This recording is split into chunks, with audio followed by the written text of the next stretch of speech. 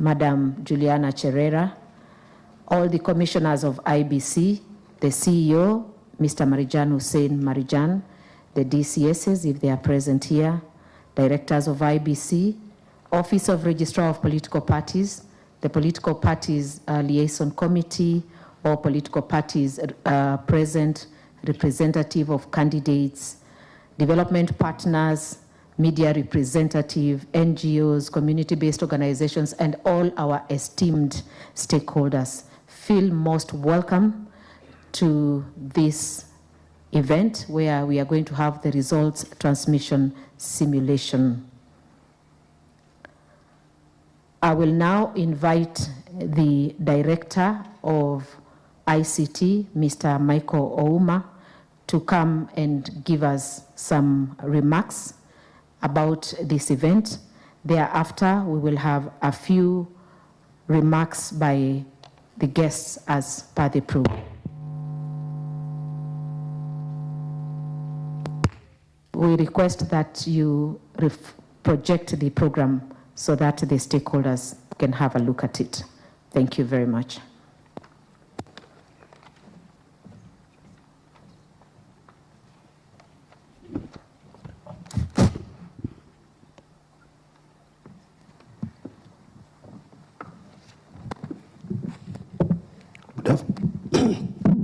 Good afternoon, everyone. I wish to welcome you to this important milestone in the electoral calendar and in our elections operation plan. Today, the focus of today's event is the events that happen immediately after the counting of results at the polling station, and that is a transmission of Form A. That is where what we'll restrict ourselves to in this session. It is the technology that we are going to use for the general elections, and we welcome you to participate, and thank you very much for turning up in time, and you're welcome for this event. Thank you very much.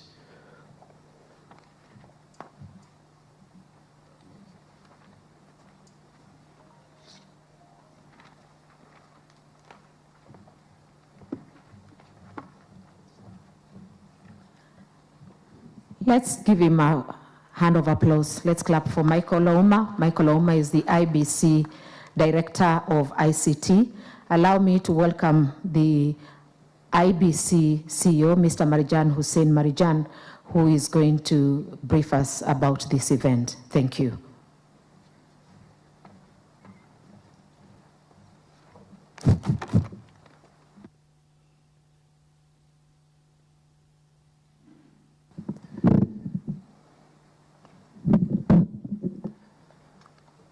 The Chairman of the Commission, Mr. Wafula Chebukati, the Vice Chair of the Commission, Madam Juliana Cherera, Commissioners present, Deputy Commission Secretaries present, Directors present, representative of political parties, representative of candidates, development partners, distinguished guests, ladies and gentlemen, good afternoon. Let me take this opportunity, first of all, to welcome you all to this event today, which is purely a simulation of our technology that is going to be used for the purpose of the general election. Section 44(4) of the Elections Act requires the Commission to procure technology in an open and transparent manner. And the technology envisaged in this act is the biometric voter registration, the electronic voter identification, and results transmission. But for the purposes of general election, the Commission has used several technologies. For the purposes of today's event, the Commission will be focusing more on the results transmission system. The law also requires that the Commission should test and simulate the technology to be used in the general election at least 60 days before election. And I'm sure as we stand here today, it's actually 9th of June 2022. And we are actually at that last date, that is 60 days before the election. For the purposes of results transmission, the Commission has been working with various agencies as it prepares towards the general election. And for the purpose of the results transmission, the Commission has been working with the Communication Authority of Kenya, in particular to establish the polling centers that will be used, whether they are covered with 3G or 4G network. This is the default standard or protocol that can be used for transmission of image. As alluded by my colleague before, Mr. Michael, who is the Director ICT, the Commission is required to transmit the image of the results form. And this is purely for the purposes of presidential results. So the Commission, during the general election, immediately after counting of the results and tallying of the results, the presiding officer, after announcing the results, which has actually been approved by the candidates' agents, will be required to capture the image of that results form and then transmit the same to the constituency tallying center, at the same time to the national tallying center. It is this technology that we are going to use for the purpose of that event that you want today to simulate before you, so that you can be able to appreciate how the technology works. Of course, you are all aware that we have been working with the Communication Authority of Kenya, and we submitted to them the GPS locations of all our polling centers. And the results we got from them is that 1,111 polling centers are out of the 3G/4G network. So as a country, it is expected that we will be going to the election with some centers that will not be able to transmit results at the polling station as required. And therefore, as a commission, we've gone ahead to try and identify alternative technology that you can be able to use to allow transmission of the results in those centers, the 1,111 we are talking about. And therefore, the Commission will be using satellite modems to provide network for the purpose of results transmission come 9th August 2022. Today we are here because the country, and in particular you as stakeholders, we want you to witness the customer experience journey that you will be expected to go through after the polling has taken place. Because for us, this is actually the key component. The Commission will not be transmitting any text results, but rather it will be transmitting the image of the results form, which has been signed by the presiding officer, the deputy presiding officer, and the candidate's representative or the agents. And this is what we want to demonstrate to you today.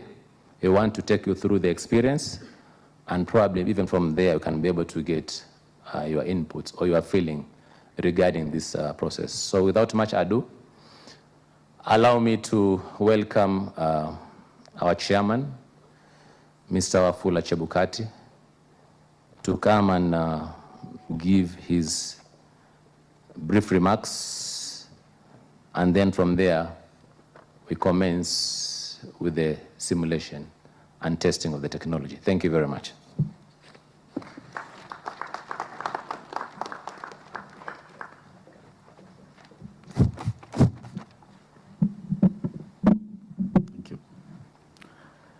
The commissioners of IEBC and staff, our distinguished guests, representatives of candidates for presidential election, political party representatives, observers, media, ladies and gentlemen, good afternoon. Mine is just to reiterate what the CEO has said. I don't have a speech, but I'll just welcome you. Today it's part of our stakeholder engagement, and we look forward to your interaction.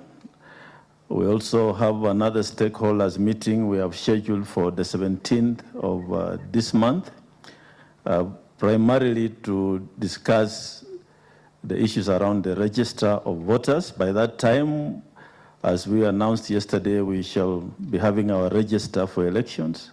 We shall display to you what we have, and we look forward to welcoming all of you in this room back here on 17th to look at the register of voters, which we are going to use in the upcoming elections. I just want to reiterate that our elections are partly based on technology and largely on mainly manual. We have, of course, the component which we are displaying today on transmission of results as provided for in the law. Section 39 of Elections Act provides that presidential elections only results must be transmitted. All the other 5 elective positions, there's no legal requirement for transmission.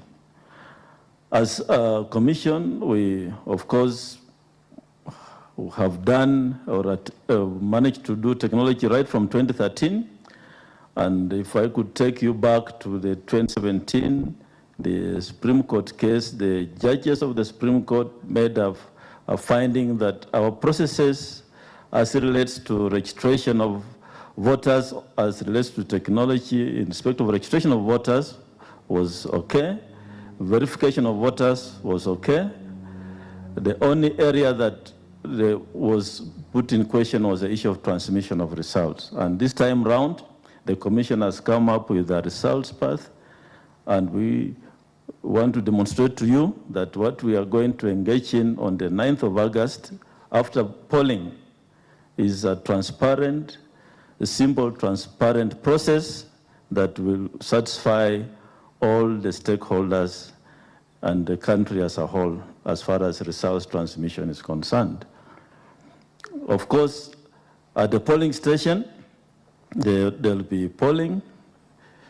Candidates will have agents who will sign the results form 34A, as has been stated by our CEO. We encourage all candidates to take copies of the result form, because there will be enough copies. These are carbonated result forms. Candidates, please tell your agents to take the result form. That is the result. The polling station result form 34A is the result. There's no other result. So before you come to Bomas, please have your result. Put your results together. We encourage candidates, please put your results together. Come, you can do the simple maths. You'll obviously know what you have got in the election. When you come to Bomas, come with your results so that we compare notes here. When we are announcing here, you'll also be able to tick and say this is the correct result from that polling station. Let's not all troop to Bomas and ask the Commission about the results, because your agents will have all the results in all the polling stations. We're also working with the media to report results at the constituencies after the returning officers at the constituencies have received all the results from the polling stations. And we are doing all this to ensure that this process is transparent, so that we don't have any gaps in the entire process. It's in the spirit of this that the Commission came up with a post-election evaluation report, and it informed what we proposed to Parliament as changes in the election law to incorporate our experiences in 2017 and the Supreme Court judgment. As we all read in today's paper, the Parliament has rejected those recommendations, but those recommendations in the regulations were meant to make this process smooth. Example of cases where presiding officer is unable to transmit results from a polling station because of lack of 3G network, but on his way to the constituency tallying center, he finds network somewhere and transmits. That's what we had reduced in the regulations. And we had also brought in all the other gray areas arising from experiences and reports received from the observers and other reports in stakeholders in 2017. But despite the fact that we may not be able now to use the regulations, the Commission has already prepared a results path, part of which will be displayed here today. And I'm pretty sure that with your engagement, with your understanding, and with your feedback, we shall all be able to ensure that the elections of 9th August this year and the results that will come out of it will be demonstrate that we are indeed a democratic country and that your commission, the IEBC, is independent, and we shall give you a free, fair, and credible election. Today is not a day of speeches. I believe it's a day of demonstration. I just want to say thank you for coming and officially declare this meeting open and allow the team to go ahead with the demonstrations. Thank you.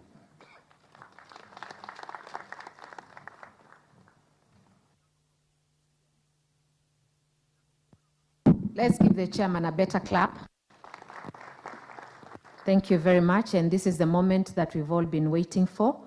I will welcome the Director of ICT again, Mr. Michael Ouma, to come and give us a brief overview of the results transmission system simulation, and then he will invite his staff to undertake the simulation. Welcome, Mike.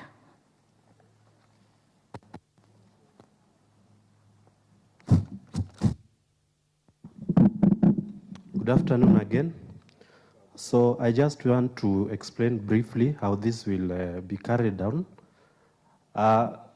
In this election, we are going to have around 46,000 polling stations countrywide. But for today, we sampled about 2,900. As at this moment, they are all in the respective polling stations that were selected for this activity. On our queue, they'll start the transmission, and you'll be able to see the results coming on to the screen as you watch. Of course, not all of them will transmit at the same time. Some may be immediate, some will come later, but we expect to receive all of them. And any issues we see today, because this is a simulation, we are going to correct them by the time of the general elections. So thank you and welcome again. Please.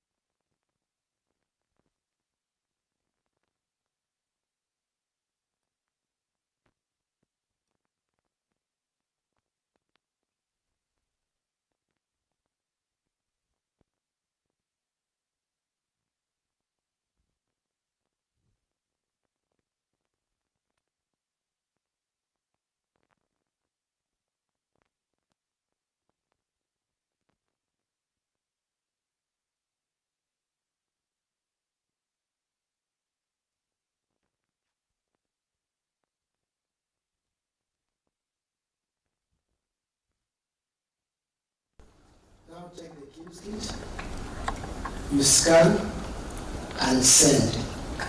The result is the signed form by the peer with the agents. Now these results are then transferred to the portal. What you are seeing there is the portal. So immediately after scanning, through our network infrastructure, Telecom, Safaricom, Airtel, they follow that part. The result is transferred straight to the portal. That is it. So what we are seeing here is a portal. We have the 2,900 stations that will be transmitted. Thank you.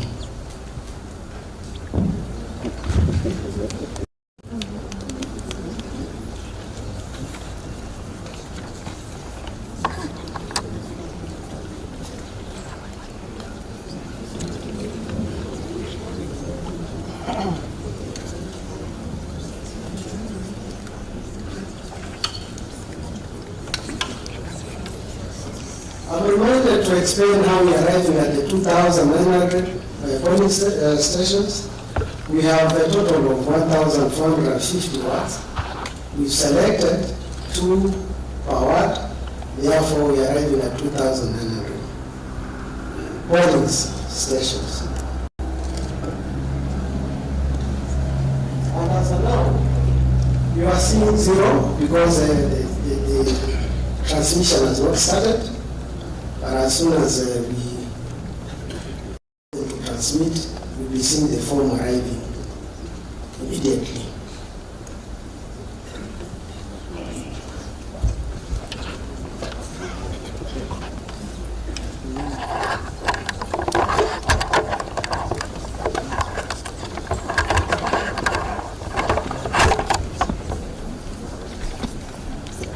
So any moment now, the forms will start arriving. We just inform them to start the transmission.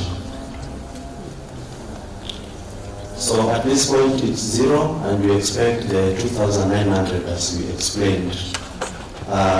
You might see at the start many transmitting that they come together in a stream, and then it slows down as the time goes by, as we receive the later ones.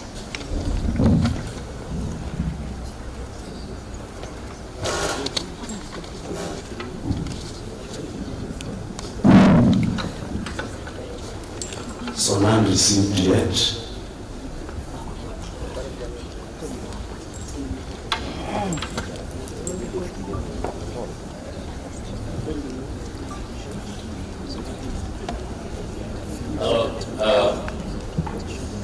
Good afternoon once again. Michael is an engineer, and therefore he explains things from engineering perspective. I wanted to put some element of customer experience in terms of what is happening, even as the results are going to be transmitted. So what is going to be expected? When, of course, in the morning, the voters are going to turn up in the polling stations. They are going to be identified through the identification system.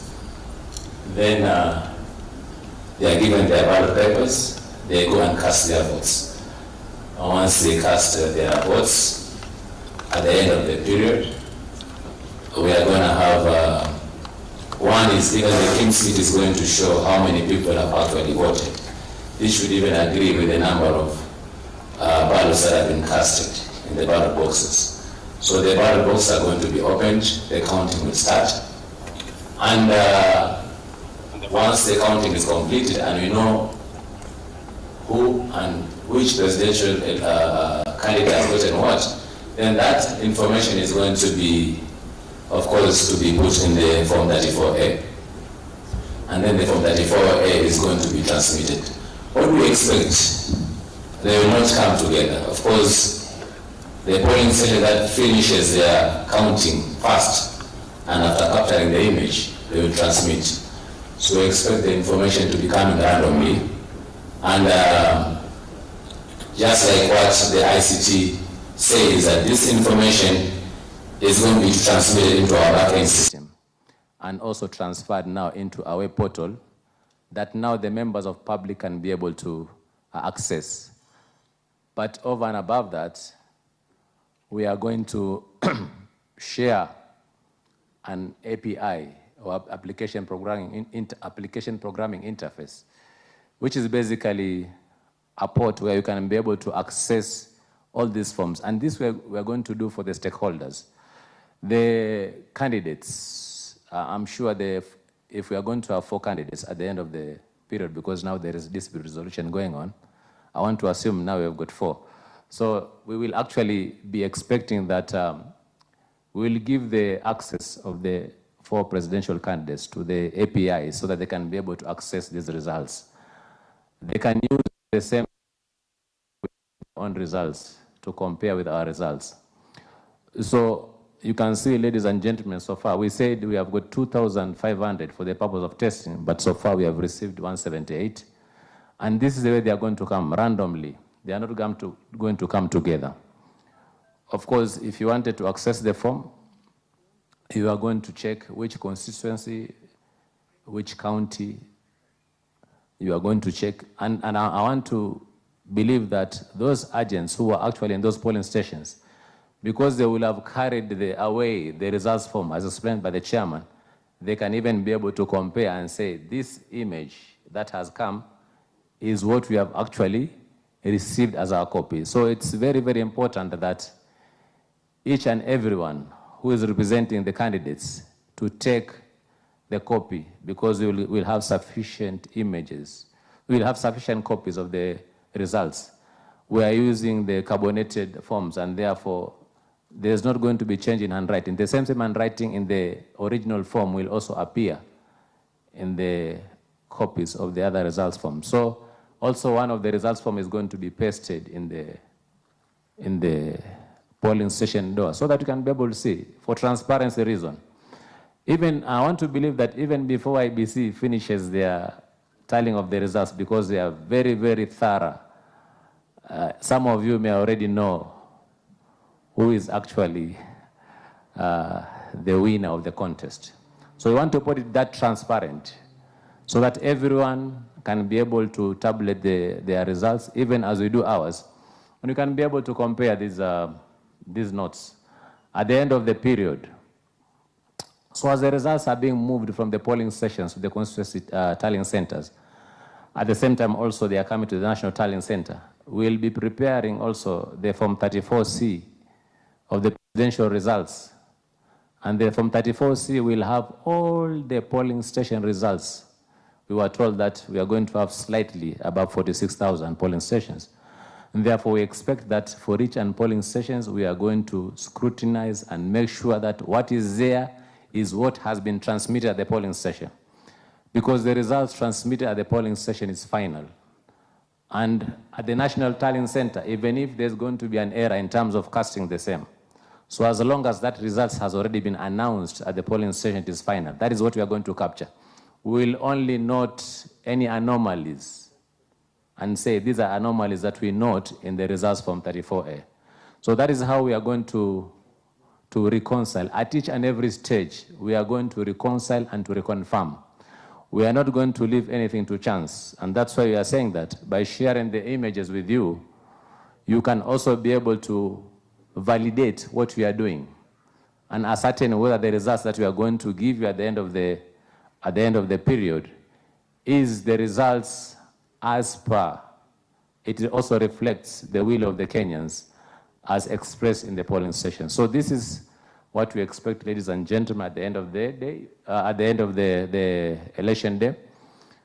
I want to believe that we should be able to expedite the collection of the results and finally announcing who is going to be the winner of the contest within shortest possible time.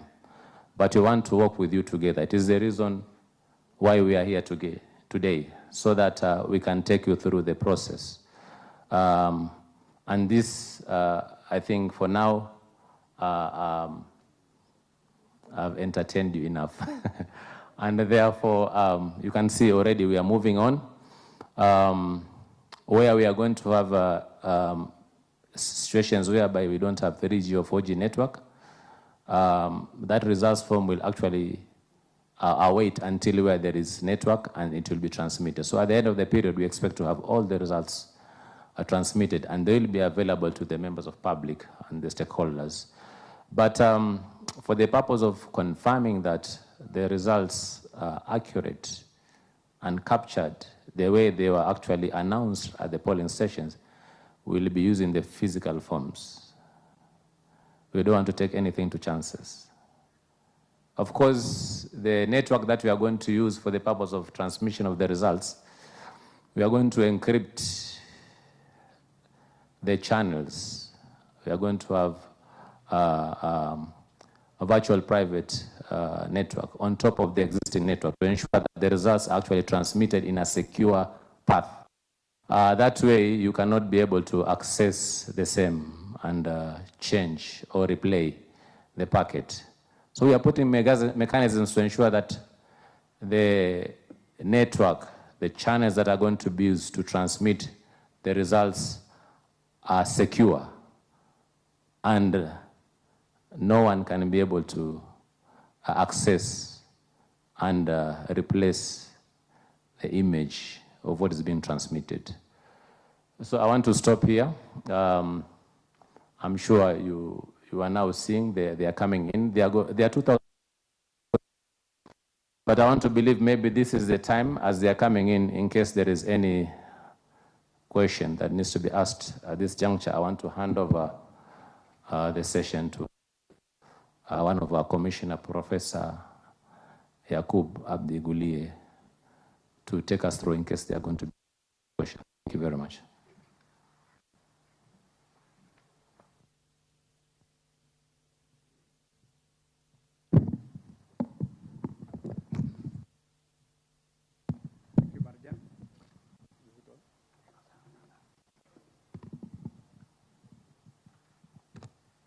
Thank you, CEO. Is it working really? Okay. Thank you, CEO. As you can see, the transmissions are increasing. Reported Form A now is 212. Of course, you will not see as the form physically arrives virtually into the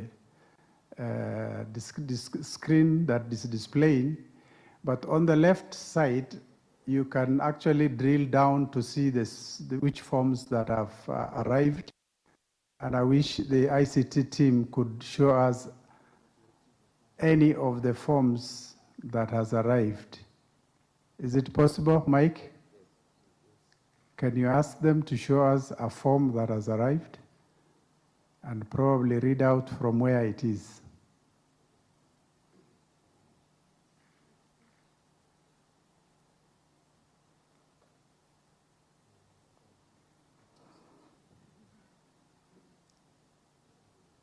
Can we see the form and then we can ask a question?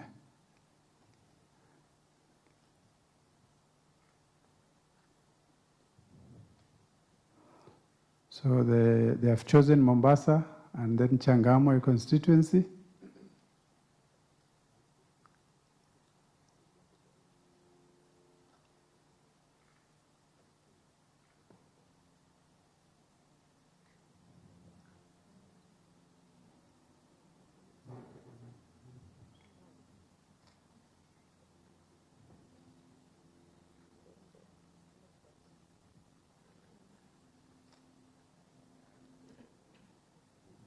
Mike, is the form downloaded?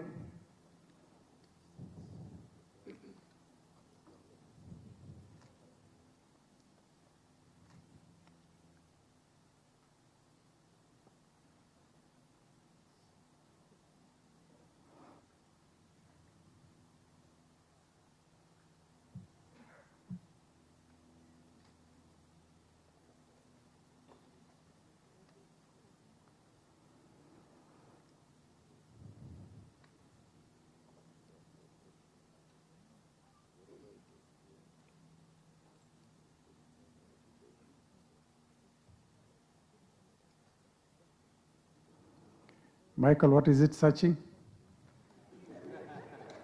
Where is Mike? Can you tell me what is being searched? Okay. Maybe as it searches, there was a question somewhere. Utauliza kwa wingi, hamna shida. I will start here. Okay, I'll start with you, then here, then there. 3, and then which is the other one on this side? I see at the back there, 4. Can we ask those 4 first? Yeah, good evening, ladies and gentlemen. My name is Saitabao Kanchori, and I'm the chief agent for the Right Honorable Raila Amolo Odinga, the presidential candidate for Azimio One Kenya Coalition Party. Because we are many, I think most of us will have something to say, but just a few things. First of all, I think the first question that most of us have is if this is going to be the simulation, if this is the real occurrence, already we can see that we have a problem. And it's good that it's a simulation because that can be corrected. So 2,900 polling stations is maybe 1%, because we have, no, not even 1%. It is a very small fraction of the 47,000 polling stations around the country. So if this is occurring in a simulation of 2,900 polling stations, how much worse when we are dealing with 47,000? The second point, Gulie, talk about the county or the constituency tallying center. So in this case, we are at the National Tallying Center. So the results are coming from the polling station, and they're going straight to the National Tallying Center for purposes of the presidential election. And I think because we are in the National Tallying Center, because the chairman is a returning officer for that election, our main concern today is the presidential election. So for purposes of that election, what is the role of the constituency tallying center that Commissioner Gulie alluded to? That I think is my first question, because the first one was a concern. My other concern... Please, can you give others an opportunity? Could I just express my concerns, please? Go on. Because they are equally important as the questions. So the second concern is that elections in this country are a matter of life and death. All right? Elections in this country are a matter of life and death, and we have enough lessons on the same. Kenyans expect nothing short of a free, fair, transparent, timely, and flawless election. We have concerns as stakeholders and as participants in this election. The Kenyan public right now, I think if you were to be honest with yourselves as a commission, in terms of delivering a free and fair election, you have to demonstrate to the Kenyan public, because the public confidence in this commission is at an all-time low. Public confidence in this all-time low. Please. And therefore... Please ask a question and leave politics. No, it's not politics. I am not a politician. No. Can you excuse me, please? No. I'm not a politician. No. We are here to listen, to demonstrate, and to ask you to give us feedback on the demonstration. We don't want politics. So could you kindly answer the question regarding the flaws that we are already witnessing? And lastly, my friend, we shall answer your question. You had enough questions to ask. Lastly, I was watching the screen, and I think if other people were watching, we had 160 something, and all of a sudden it went 0, and again it went to 160 something. Could you tell us the integrity of this system?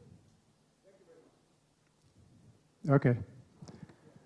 First of all, whoever was talking earlier was not Professor Gulie. I have not mentioned anything to do with constituency transmission. I am Professor Gulie. So you need to know the distinction between the CEO and Professor Gulie. Okay? I will ask the CEO to respond to the issue of transmission, and probably Mike to explain the delay. CEO.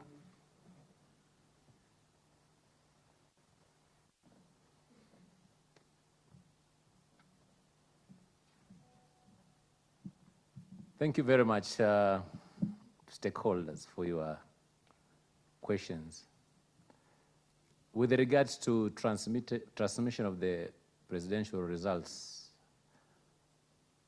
to the constituency tallying center is to enable also the returning officer who is responsible for elections in the constituency area to also be able now to do also some checks and validate that the results are actually okay, and two, to enable him prepare what we refer to as Form 34B. The Form 34B, together with the physical results from 34A, will again be required to be taken by the same returning officer to the National Tallying Center. So it's important that the returning officer is seized of these images, as well as getting the physical forms, to satisfy himself that these forms are actually accurate, they are correct, they are prepared as Form B, which will now be taken to the National Tallying Center, and it will be handed over to the National Tallying Center returning officer, who is actually Mr. Wafula Chebukati. So that is the reason why they have to be, but they will be transmitted simultaneously as they go to the center. So at each and every stage, we are supposed to verify and validate to ensure that they're actually accurate. That is why they have to be transmitted through that path. Thank you very much.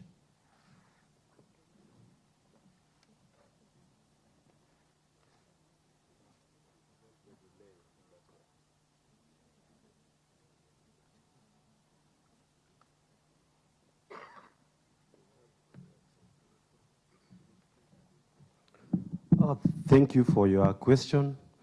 Indeed, the purpose of today's meeting is engagement on what you see. So the delay, we are using network, mobile networks. We are using, even here, we are using a network to display these results.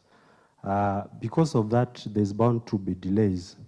But the good news, because of the mistrust we've experienced, the last general elections, we have put in place a situation where all political parties will be having accounts logged into this system.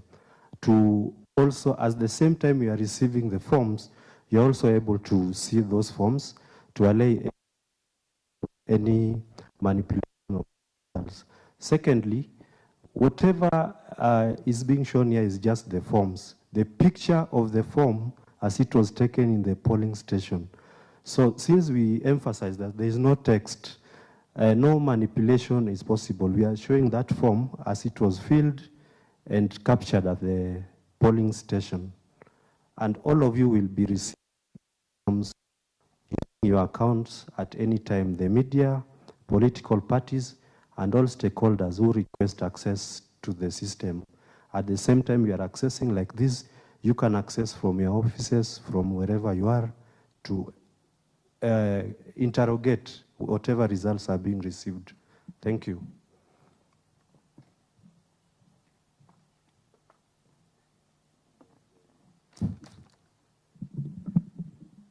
So the next questions is from this gentleman here. I think we take a couple of questions, and please ask a question, don't give a lecture.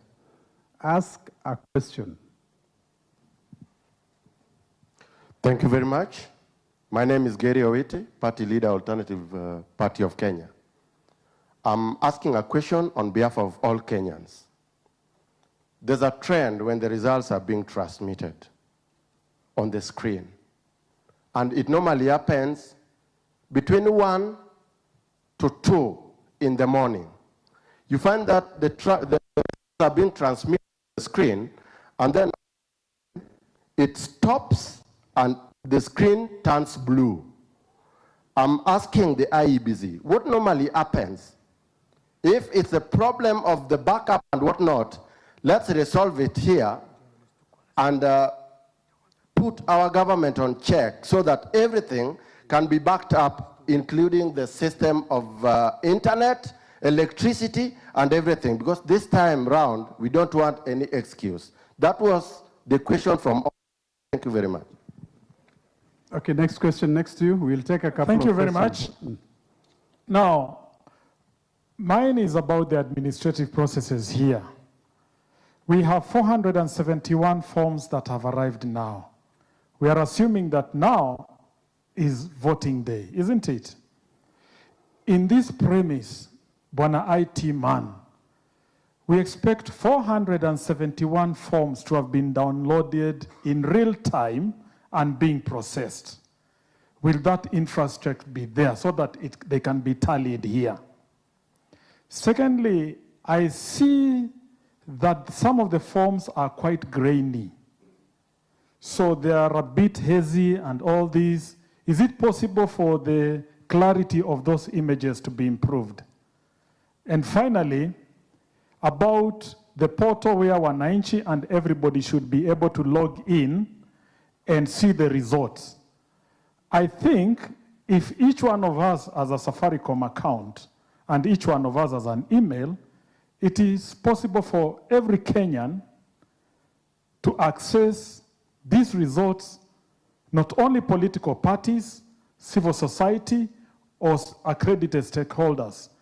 Let us make sure that it's possible that every Kenyan can have access to this. Thank you. There was a question at the back there. Izumulo, Elog. Can the media people are complaining about this screen. Can we have this screen shut down? It's emitting a lot of light. Go ahead. Thank you, and good afternoon. My name is Mule Musau from Observation Group. Quick questions. One, the time factor, because now we are doing 471, and we have done over 20 minutes on that. So that's a first concern in terms of how long it may take.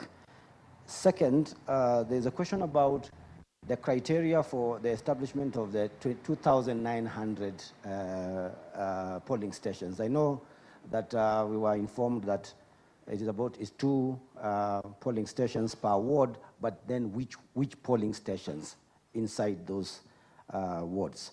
The third question is on question of confirming whether this data is coming from those polling stations. How can stakeholders work that this is actually coming from the particular polling stations that you've identified? And then there is a question of the legibility. I think somebody has asked that question, so I'm not going to ask that question. But are we also testing the satellite? The ones that are not able to transmit this way, are we also using this opportunity to test them?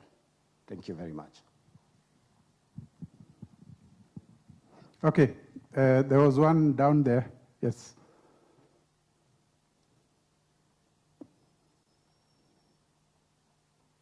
Thank you. My name's Azef Aura. I'll try to be a little bit technical. Can I see the form? The form. Yeah, we will. You can upload, just continue asking your question. Yeah. Just go to the bottom of the form. Just go down, please. Okay, there you are. Not so far.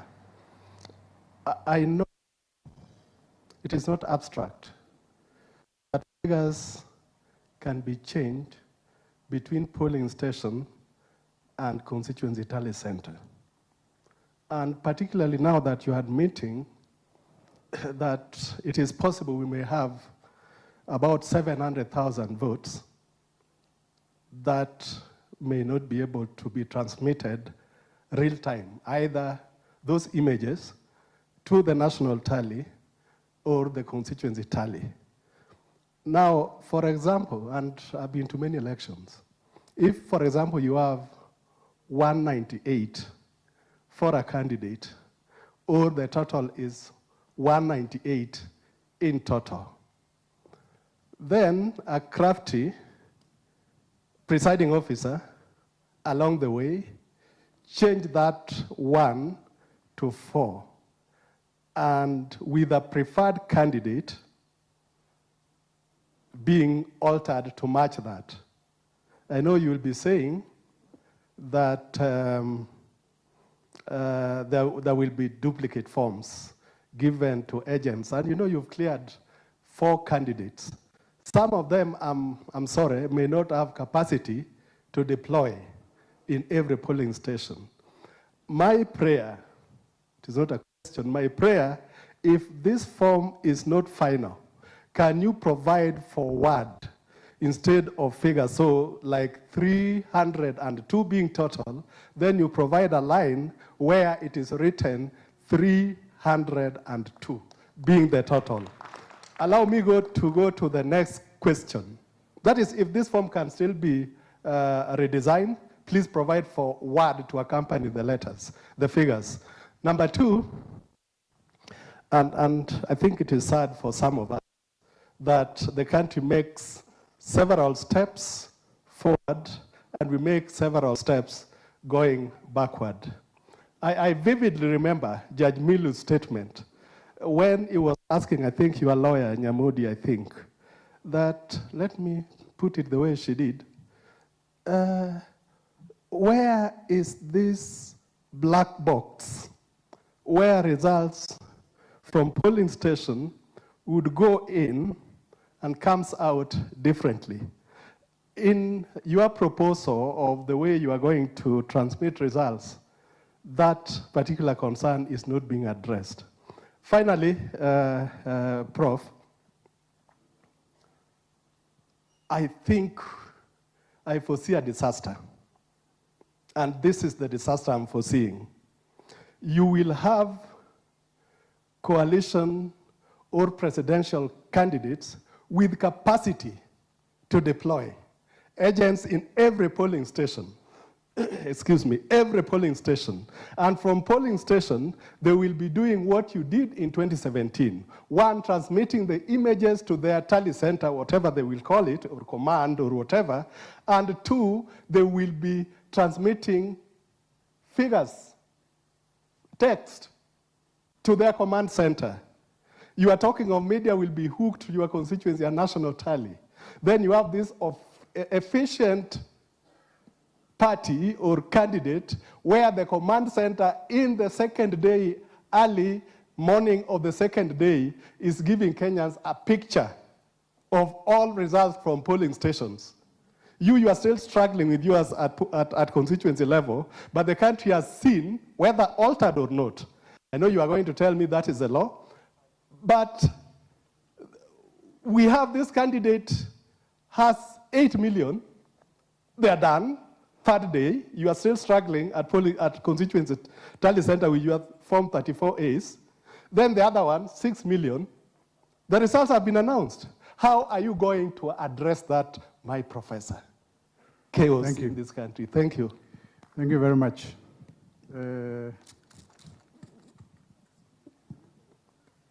Anybody?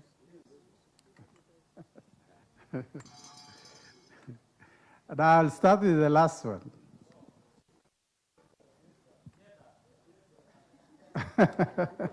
We are taking another round. It's not the end of questions. Or must we have gender? Okay. By public demand, that corner. And please, can you be straight to the question? I will try to do that. When you began the simulation, I'm Veronica Minor, Secretary General UDA. There was a bit of technological failure and an obvious... Hitch. Well, call it a hitch, it's okay. But for a few minutes, we could not see anything on the screen. What is your plan for backup on power at constituency level and at places where transmission will be done? Do you have any plan? I believe this is the National Tallying Center. Do you have a very concrete plan on how you back up power? And And number two, where is this simulation coming from? Is it coming from a satellite phone, or is it coming from an ordinary phone? Which phone would that be? Could you maybe demonstrate to us which one it is?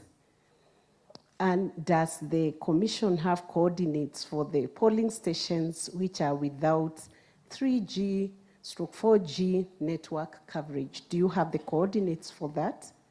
How do you,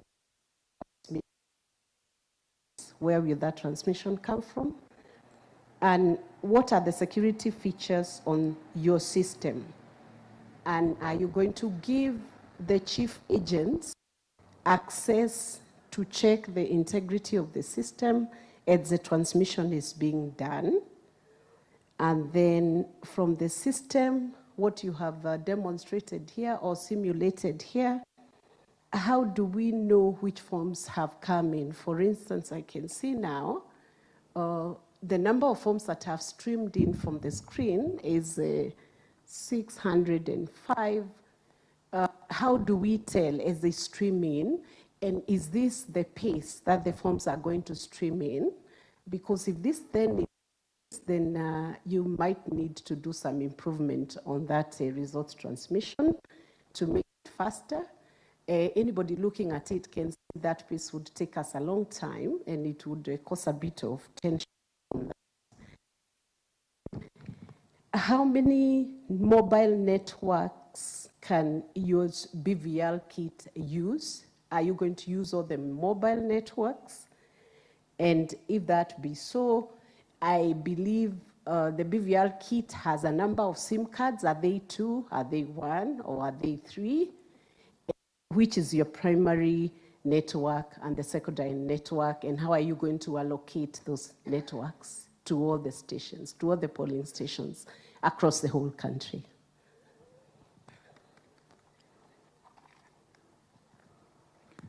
Okay, I'll start with the last question. The kit that is going to be used to transmit the image of the form has a provision for 2 SIM cards.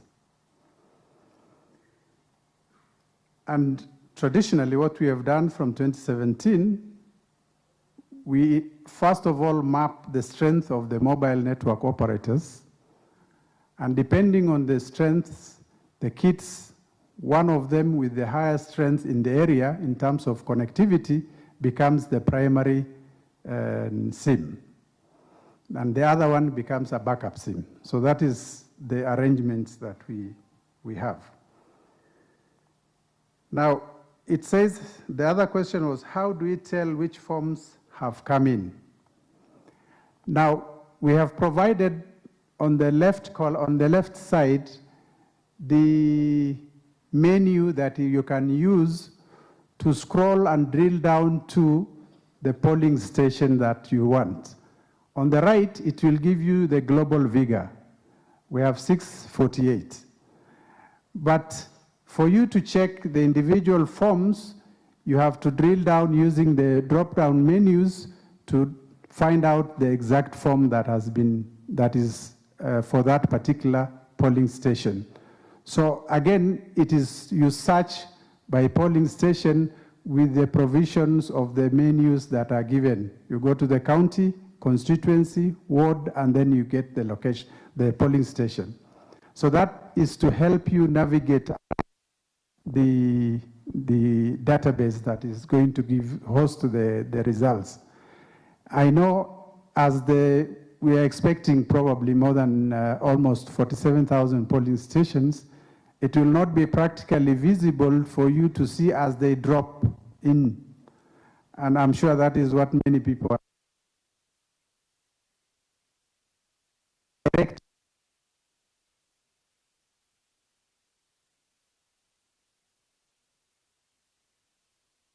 So because this is accessible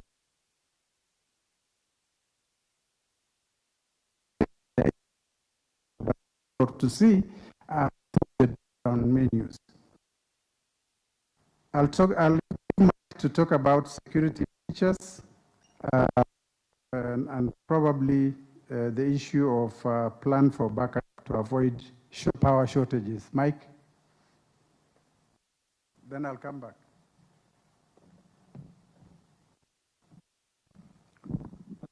I'll respond to the question on satellite and how do you confirm the result came from the polling station it is alleged to have come from.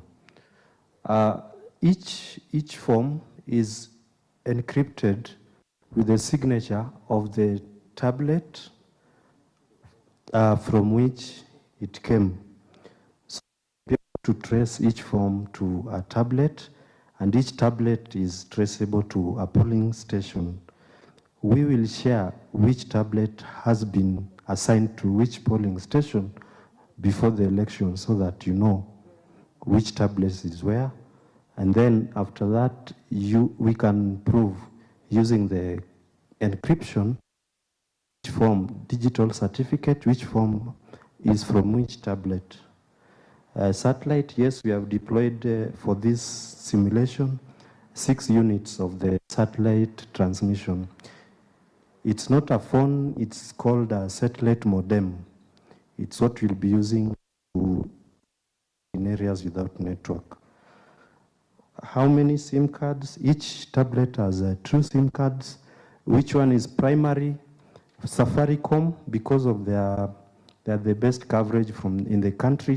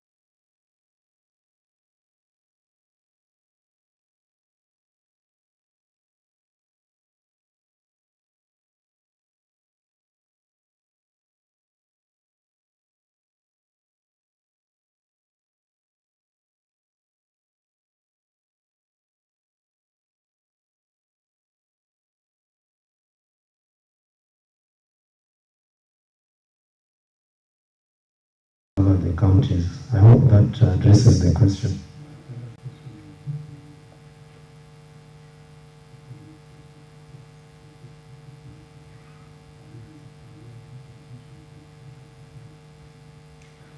Yes, we are testing in addition 6 units of the satellite. You remember in 2017 we procured 1,553 units. For this test, we were only using 6. Thank you. Thanks, Mike. Jan, can we take a couple of the remaining questions?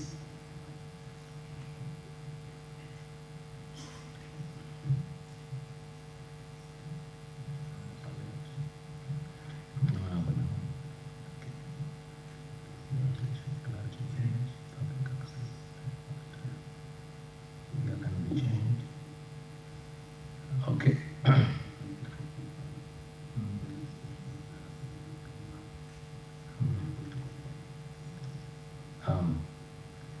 Thank you very much for your questions. There was a question of the issue of the clarity of the images.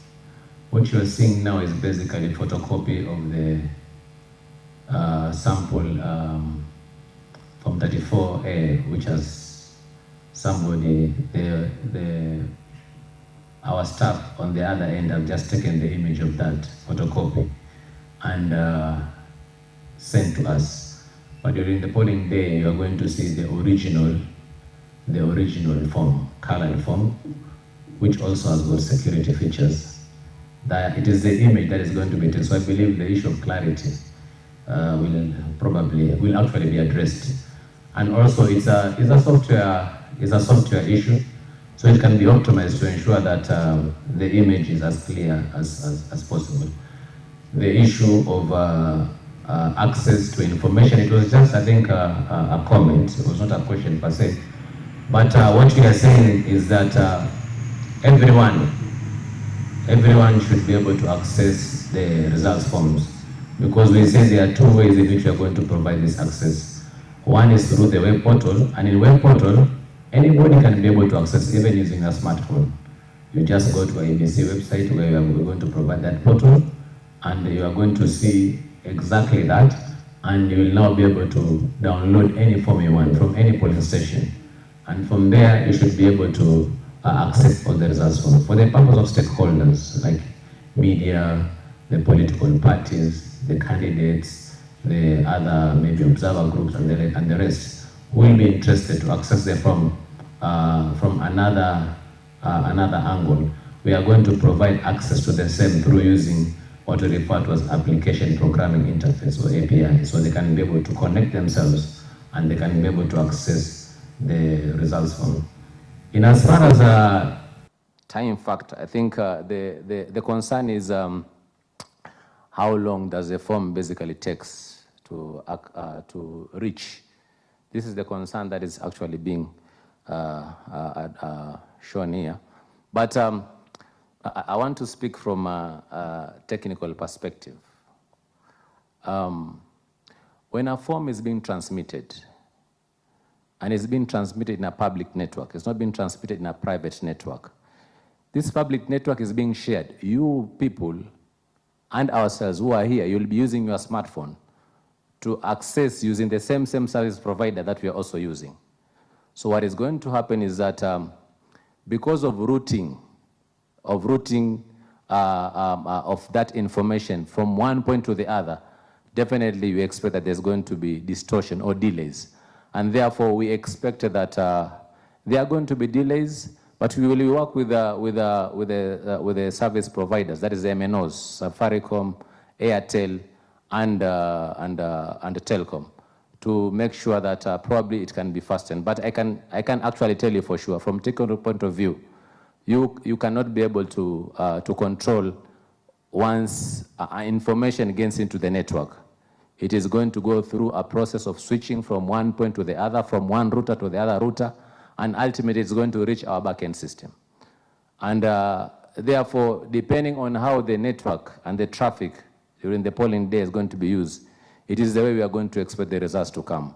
So what we are seeing here is results trickling in randomly. And also, for the purposes of election, and somebody has explained here, is that you will expect that maybe immediately after 5 counting starts, and then there are going to be many which are going to come, and then later on probably the traffic is going to go down, up again.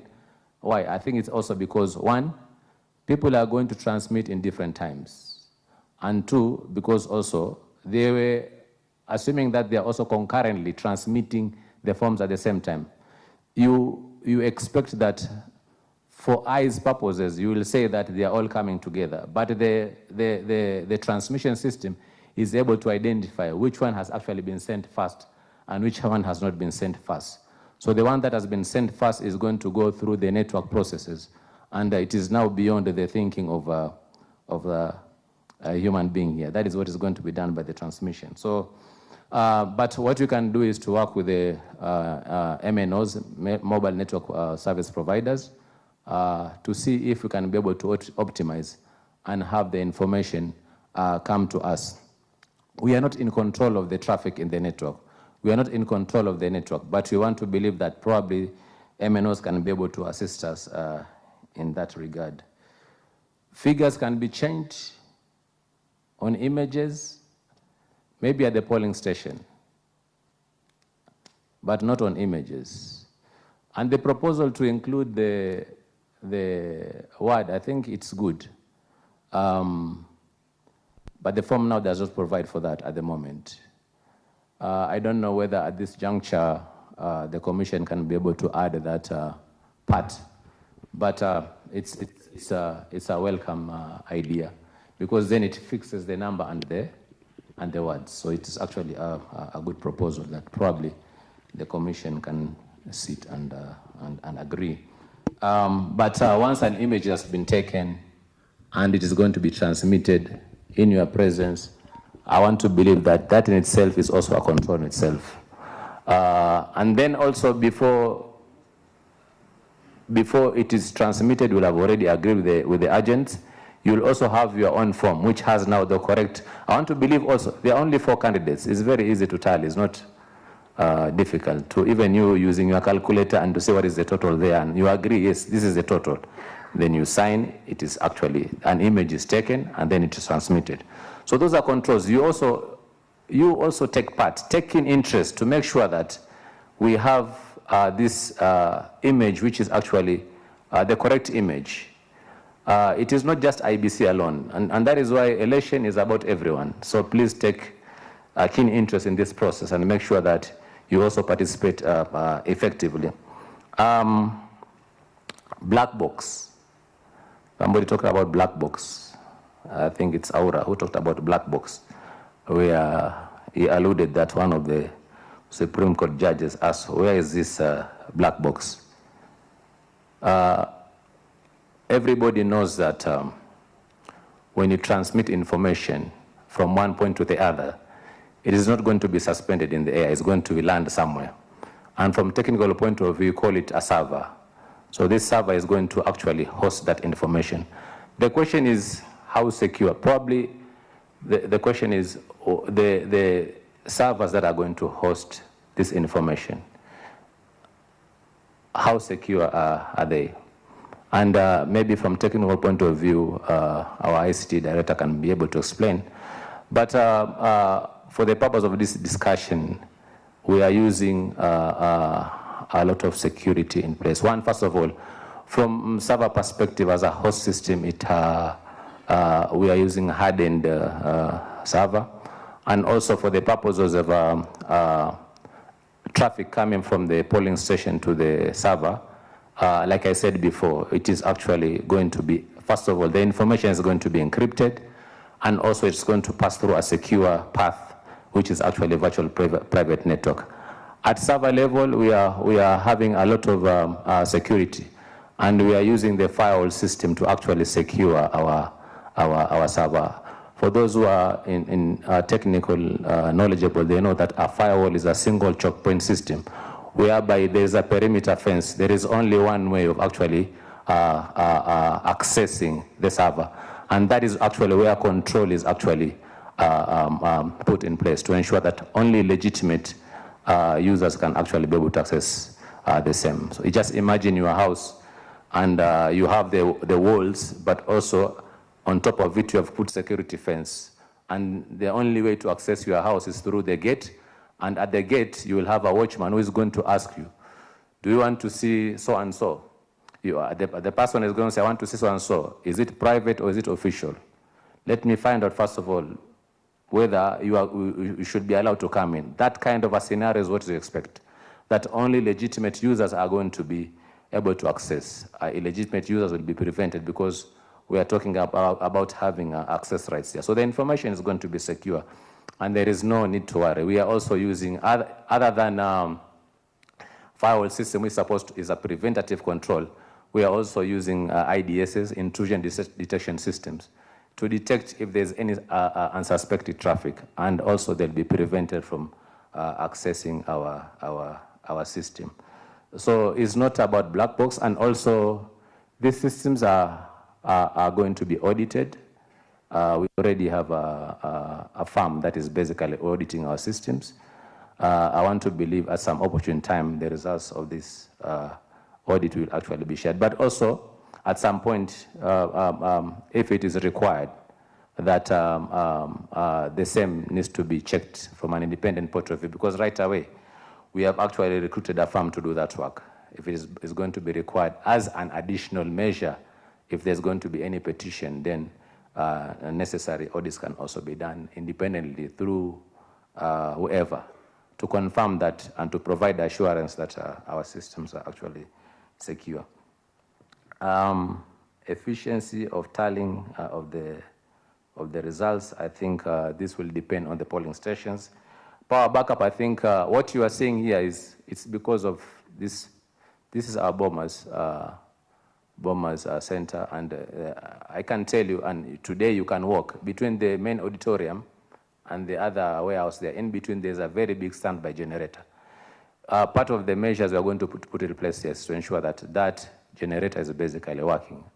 But at the polling stations, our KIMS kits are going to use internal batteries, but also we are also going to use 2 power banks per kit.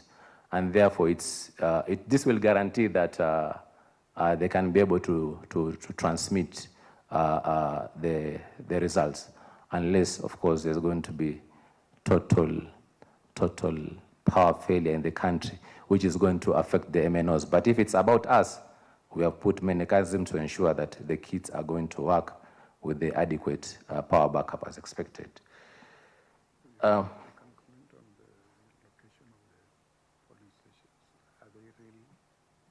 Yes, the results that you are seeing there, the 705, I think it has been explained to you that we have got, right now, we've got 1,450 county assembly wards. So when you multiply by 2, of course, you get 2,900. So we picked 2 per ward. And out of all these 2,900, 6 were actually being transmitted through satellite modem. The satellite modem is to provide you with wireless network so that you can be able to transmit in the absence of 3G. And therefore, the results will be transmitted from there. But when you transmit from a device, each and every of our device has got a unique ID. And when they transmit, they are going to be having a timestamp which shows the location of that device. Right away, okay, for the purpose of this demonstration, because the kits are actually there, but each and every form that is coming with a timestamp. And the information is actually used to also encrypt the information that is coming. And therefore, what you are seeing is the end product, because with the encryption, at the end of the period, you must be able to decrypt. When it is coming, it is something that you cannot be able to see. But after it reaches this point, it is decrypted and you can be able to see. There's going to be a timestamp which shows the location of this device. And therefore, it's easy to verify where that result is coming from. So it's, for now, we unfortunately, we are not showing you. But in real event, that is what is going to happen. You can be able to see location of the form where it has been transmitted from and the device that was actually used. Then I think the issue of we are not going to use smartphones to transmit. We are going to use our KIMS kits, and our KIMS kits have got 2 SIM cards, as explained by Professor Gulie, 1 primary and 1 secondary. He has already explained. So these KIMS kits have got unique identifier. And during election, we can also be able to check where they are. It's possible centrally through our system for us to poll and know where that device is. And is it transmitting from the elected places or transmitted from a different place? In the event that it gets lost, we can also be able to disable it, so as long as actually in the network. So we have put some security, a lot of security in place to ensure that the results that we receive are actually credible. We talked about security features of our system. I think I've explained. It's a combination of, one is network controls, and network controls, we are talking about firewall systems. We are also talking about intrusion detection system and intrusion prevention systems. In terms of our hardware, like I said, there are controls in using access rights. Each and every user has been given unique access rights. All transactions that are going to be carried out are actually logged, and the logs are going to be available for review. So we have applied a number of features, security, to guarantee that our systems are actually foolproof and they cannot be brute forced, rather, to access information without any rights or permission. Thank you very much. Thank you, Marjan. There are 2 outstanding questions. One, candidates with resources will tally faster than IEBC. Of course, this happens. This will happen definitely. From the by-elections that we have been conducting since 2017, this has been the case, where the chief agents of candidates were able to tally faster than IEBC, because the minute the results are declared at the polling station, the agents transmit to them and they're able to tally faster. Whereas the PO has to first announce the results at the polling station and then take the same copies of results to the returning officer, and the returning officer does a tally. So in most cases, we always had only the winners. By 8 p.m. or so, only the winners used to be in the tally center. So they normally tally faster than us, but because of statutory requirements, ours will delay. But don't forget, in the general election, for presidential election, we have up to 1 week to do that job. And in any case, no one is allowed by law to declare any result. Okay? So they can only say, or what do they call in the US? They call them what? The CNN used to say projection, isn't it? They can only do a projection, but they can never declare a result. Okay? And that must be clear. The Commission is under no pressure to announce the result on the second or third day after the election. We have by law up to 7 days, and we will only announce results once we have done due diligence and ensured that the collations is authentic and correct. There is an issue that was asked about power backup. I think it has been addressed. The issue of presiding officer changing, and the suggestion to have the numbers in words. The statutory declaration, result declaration form is actually in numbers. And so for us to change to include the proposal, it means we have to go back to Parliament.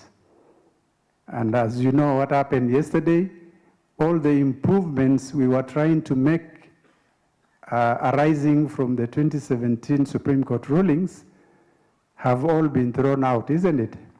And it is too late for us to make any changes to the statutory result form at this stage. And therefore, we will stick to the law as it is now, and probably that suggestion can be for future use. Another round of questions? I want to give ladies. Are there ladies? Okay.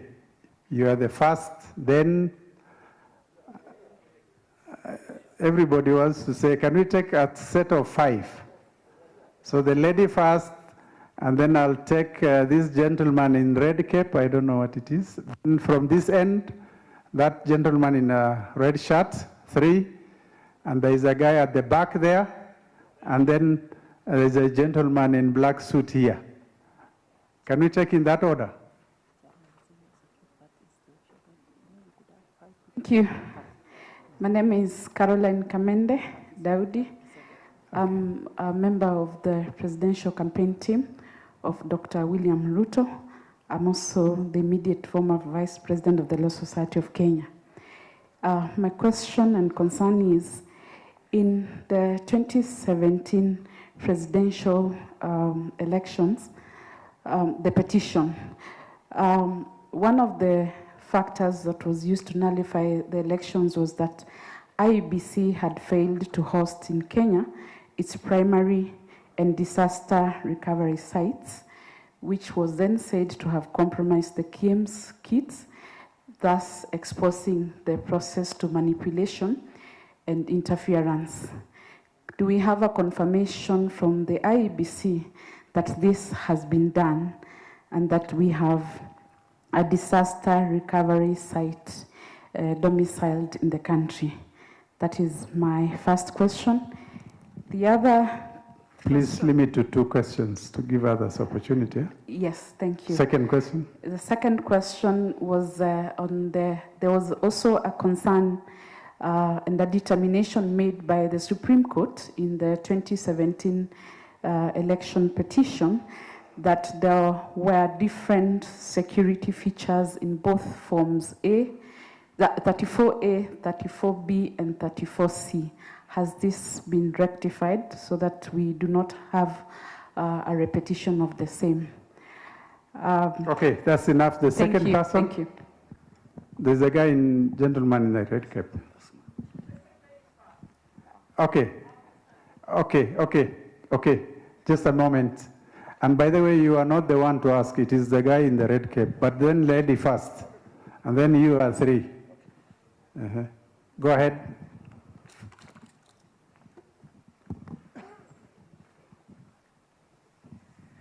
Thank you very much. My name is Dr. Caroline Karugu. I'm Raila Odinga's deputy agent.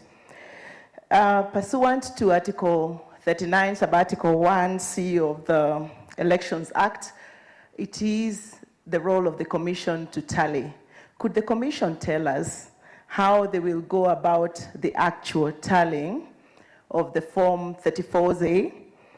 I say this because you say the forms will come in image form. So we want to understand that actual tallying and whether it will be manual. And we also need your assurance as to how that process is going to be undertaken. Number 2, will the images be photographed or scanned? It's important for us to know, are the images going to be photographed or scanned from the polling station? Okay, we are also aware that there's going to be use of the physical register in the polling station. My question, therefore, is for these people who will be physically recognized and put and given ballot papers to vote, how will the actual tallying of those forms be incorporated in the process? Please, that's enough. Can we move to the last question? I asked you two. You have the last question actually, just one more, because we have heard, it's an interest of Kenya, and we have heard that there are people saying we have 1 million votes that have been stolen. Could the Commission clarify this issue?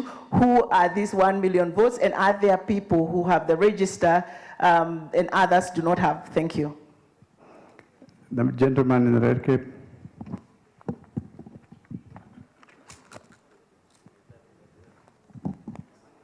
Thank you. My name is Patrick Muigai. I'm a principal agent for His Excellency Mwangi wa Iria, our party leader for Usawa-Ko-Wote party.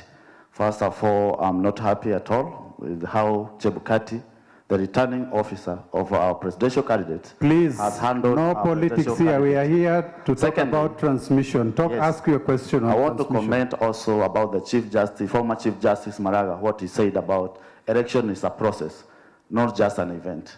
I think what is happening here, we are just box ticking, saying that we have complied with the 60 days. But the principal process should be simple, verifiable, transparent. But it is a pity we are talking about the results that come from voters that can be generated from a voter register.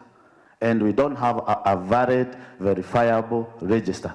So it's a possibility we are transmitting, even the that process of transmitting dead results, transmitting double entries. So what is happening here is just a compliance of those 60 days, but it's not guaranteeing credible general. You have asked your question. The gentleman at the back there, or you first, the gentleman in red. Thank you. My name is Dr. Alfred Agunga. I'm here by invitation of Raila Odinga. My question goes like this. What forms the decision not to transmit text from the Commission? Number 2, can the technical team do a friendly user portal, unlike the one we are seeing now, where you have to click, the county goes, to the constituency, to ward, then you go to the polling station. Is it possible to come up with a portal whereby you only enter a polling station code is such as then it retrieve the A forms? Thank you. Okay, 3. The back there.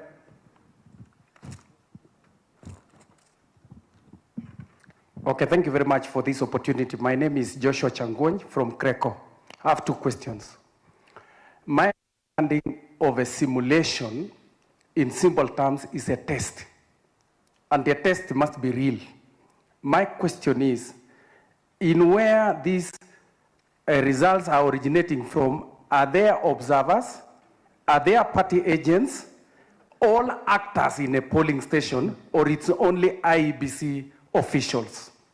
My second question, is this magic number 111,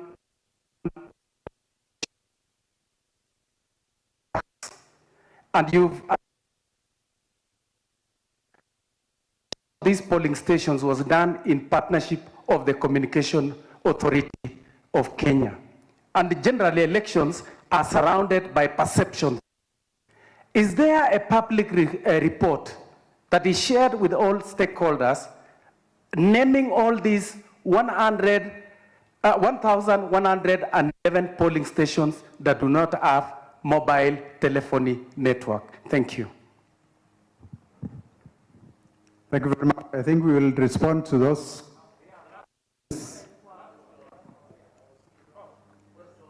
Okay. Oh, the gentleman in suit. Police, nimesahau suti. How? Yes. Thank you very much. My name is Omondi Koyo. I am the Secretary General of National Liberal Party, and my presidential candidate is His Excellency the 5th Raila Amolo Odinga. Real quick, our good CEO did indicate, if your submission, I caught you rightly, that no 3G network, he will have to wait until the network arrives. I don't know for how long for that 3G network. Number 2, you realize that what my great gentleman has just stated, 11,000 polling stations that are not 3G enabled. Will you then gazette the areas that are not 3G enabled to avoid having a creation of ghost polling stations so that someone does not come out to the polling stations to go and announce results in his bedroom? Number 2, in an audit report by Madam Nancy Gadangu, she did inform the general public that a great number of over 3,000 BVR kits were missing. A good number of laptops, the fingerprint scanners were missing. I don't know who stole them. Did the commission get hold of these vital documents? And if so, in whose hands are they safe? What data are they holding? Lastly, if you remember our commission, you've stated that you've got satellite phones that will be used where the 3G enabled networks are not available. How many satellite phones have you procured? And lastly, are they working? My friend, Are they working? Thank you. Finished. You want to give us?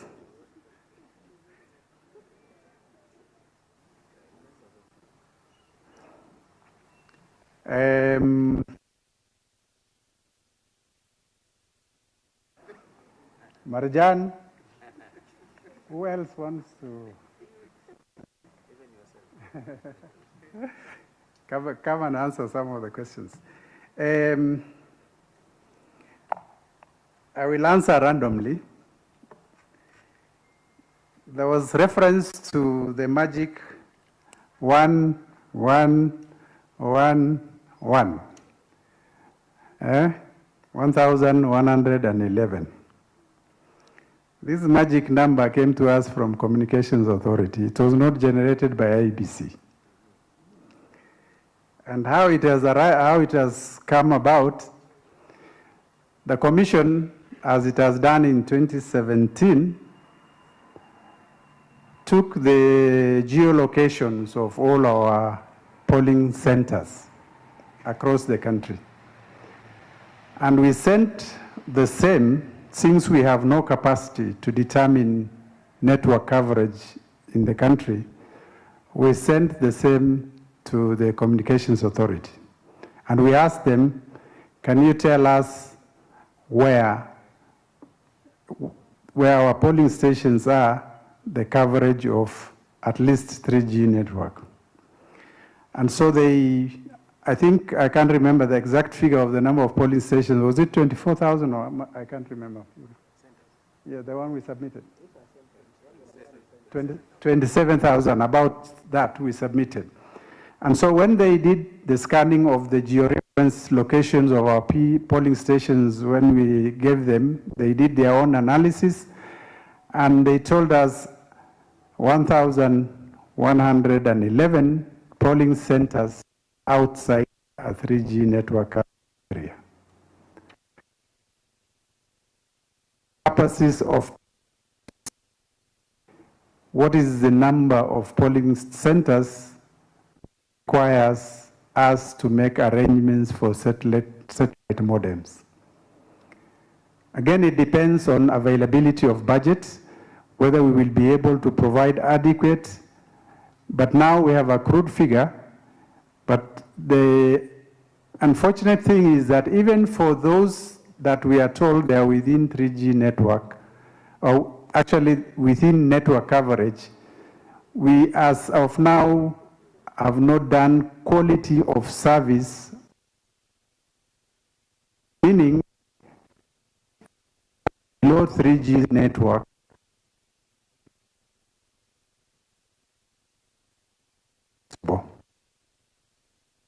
Coverage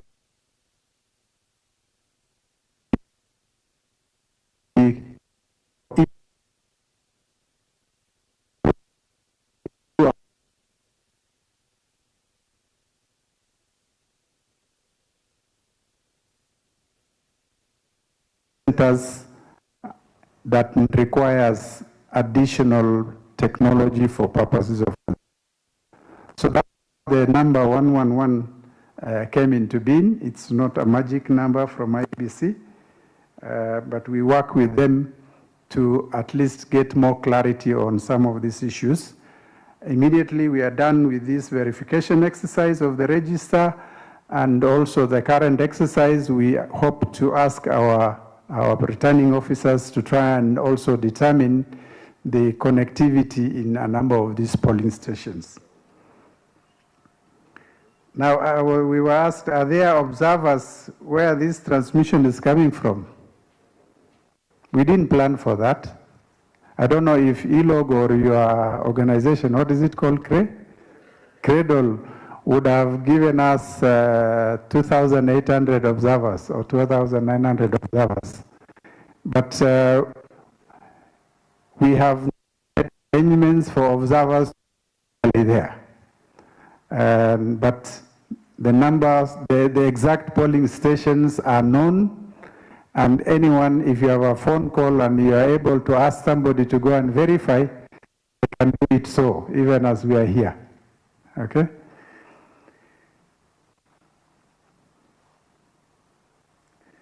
Now, the user-friendly platform, I'll leave this to Mike.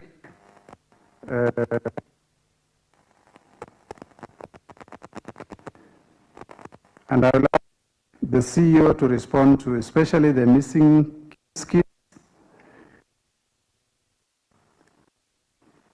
Here at the time, closer to the election, once we have determined the exact polling station center, arrows on that exercise of trying to check the strength of the network in our polling stations or polling centers, we will tell the country the areas where network is weak for purposes of transmission. And so this is information that is going to be shared.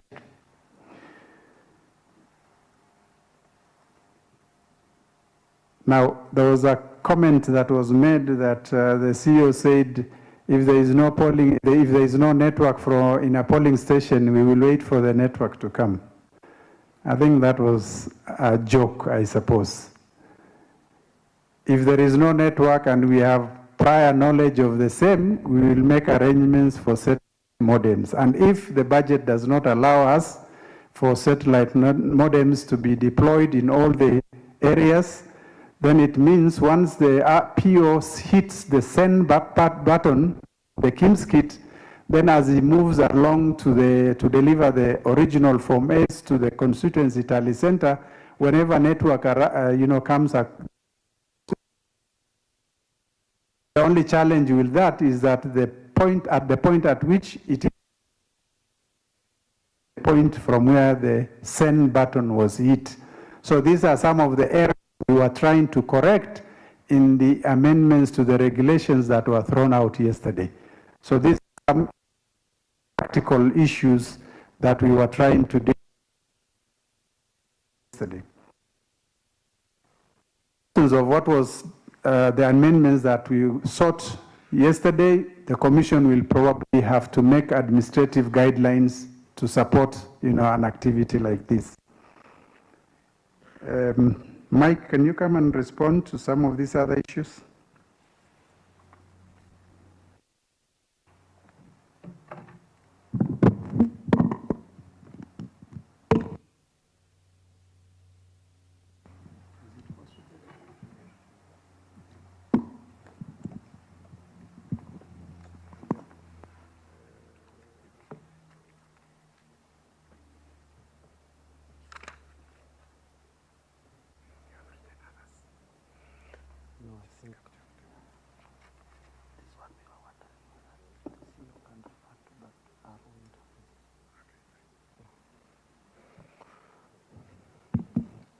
I'll respond to one question on whether the interface can be more friendly than it is now. As I mentioned at the start, this was one of the reasons for simulation, for engagement, and going forward between now and the general election, we will engage with all political parties, their technical representatives, so that they have input on some of the things we are doing. Of course, with the subject to time that we can implement these. So we hope we are going to work with you to improve what you've seen today. Thank you.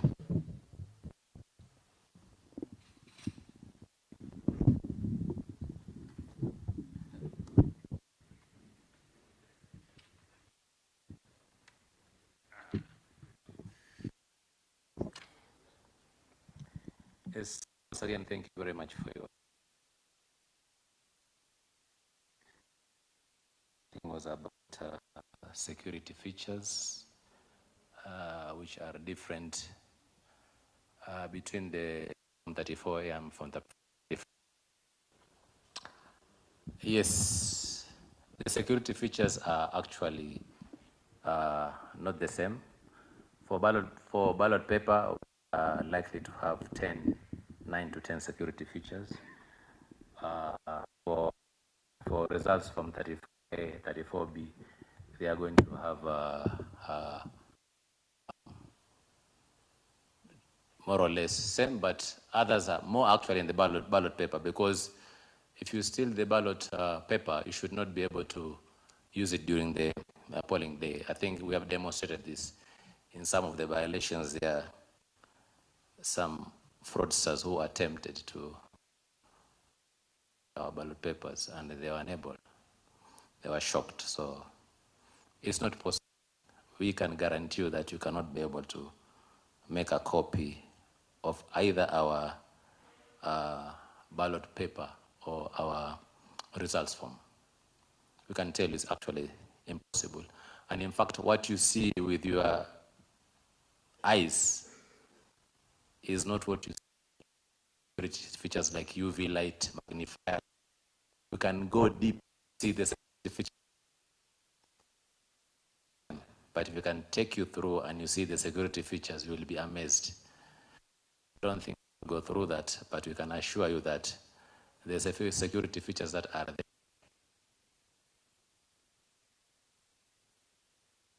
For you to go and do that, you will require massive time for you to be able to do that.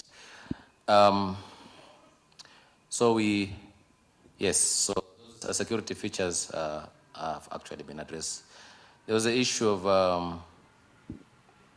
Article 39. The question was about how will the go about tallying Form 34. We are leaving nothing to chance. The Form 34 is from 46, over 46,000 forms physically. Also, the images will be received at the National Talent Center. At the same time, also, the Form 34Bs, that will also be received at the National Talent Center. It is the reason why I say that at the Constituency Talent Center, the returning officer who is responsible for that constituency will have to satisfy himself or herself that the results that have been brought by the presiding officers to him are first of all going to be announced before you, before the public. You're going to actually confirm, because you already have the results anyway, to confirm that those results are actually true. One by one, they will confirm the results. Then after that, they will now be tabulated in a Form 34B. That Form 34B will also be signed by the returning officer and the candidate agents. That is the first process of checking that whatever has been received at the polling station is actually legitimate. Because remember, the candidates already have taken the copy of their results forms at the polling station. They are coming to the tallying center, at the Constituency Tallying Center. And each and every result is being shown one by one. And also it's being populated, as you see on the screen, the results. You will also be able to confirm with the copies of the results form. So the system is basically transparent.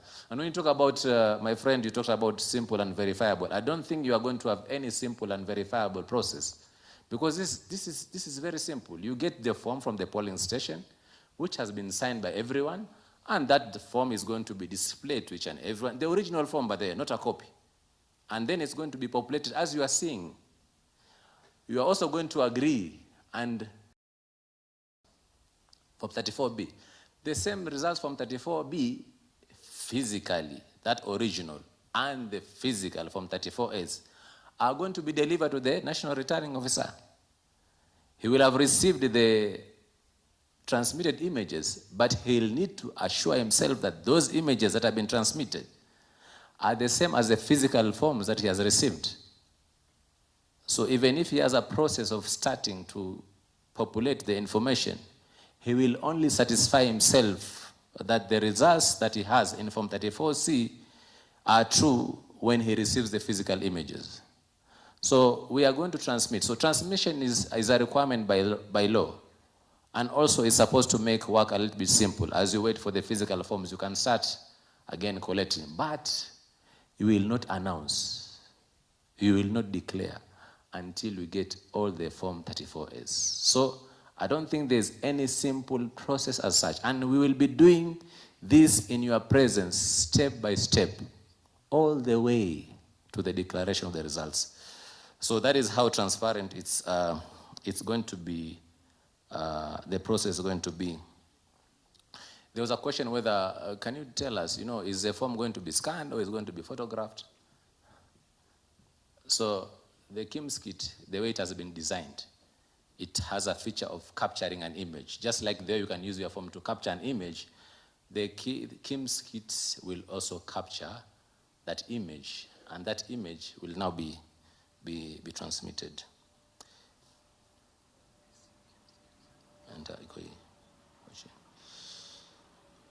So the KIMS kit will capture that image, whether you want to call it scanning or you want to call it photographing.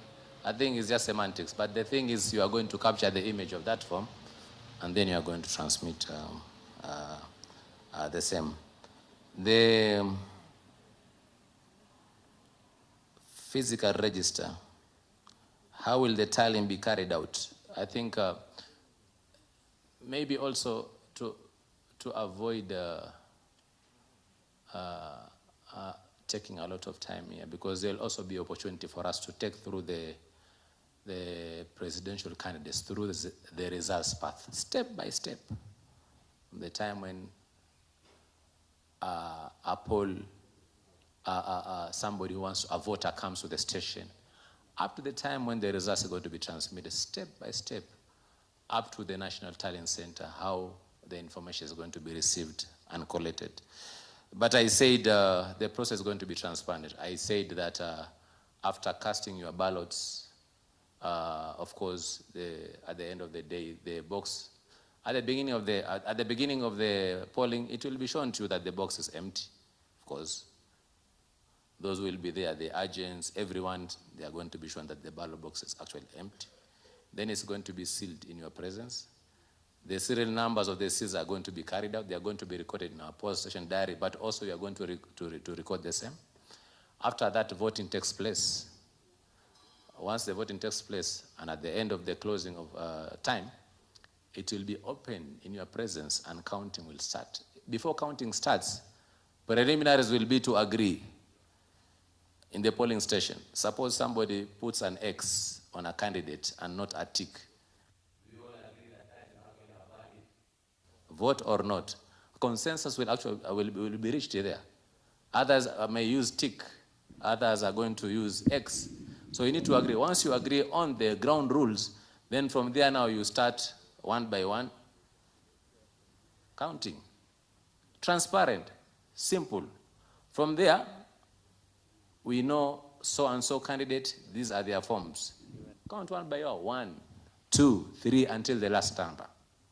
And then those numbers are the ones that are going to be translated in the results forms. Of course, in your presence, it's going to be a simple and verifiable process because we are going to together.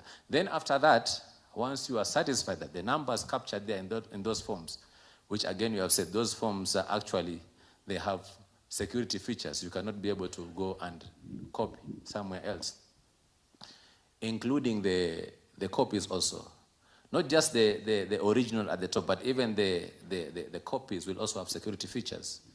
And you can also be able, if you have got instruments to check whether indeed those security features are there, you can also be able to check. Remember, during scrutiny, these are some of the things that we normally do in case there is any petition. We actually go through each and every form to confirm whether there are actually security features in those forms. So, so that is going to be done, and it's going to be through that way. What is happening at the Constituted Tallying Center is exactly what is also going to happen at the National Tallying Center. Upon receipt of the physical forms, then the information is going to be populated, as you see, for each and every polling station.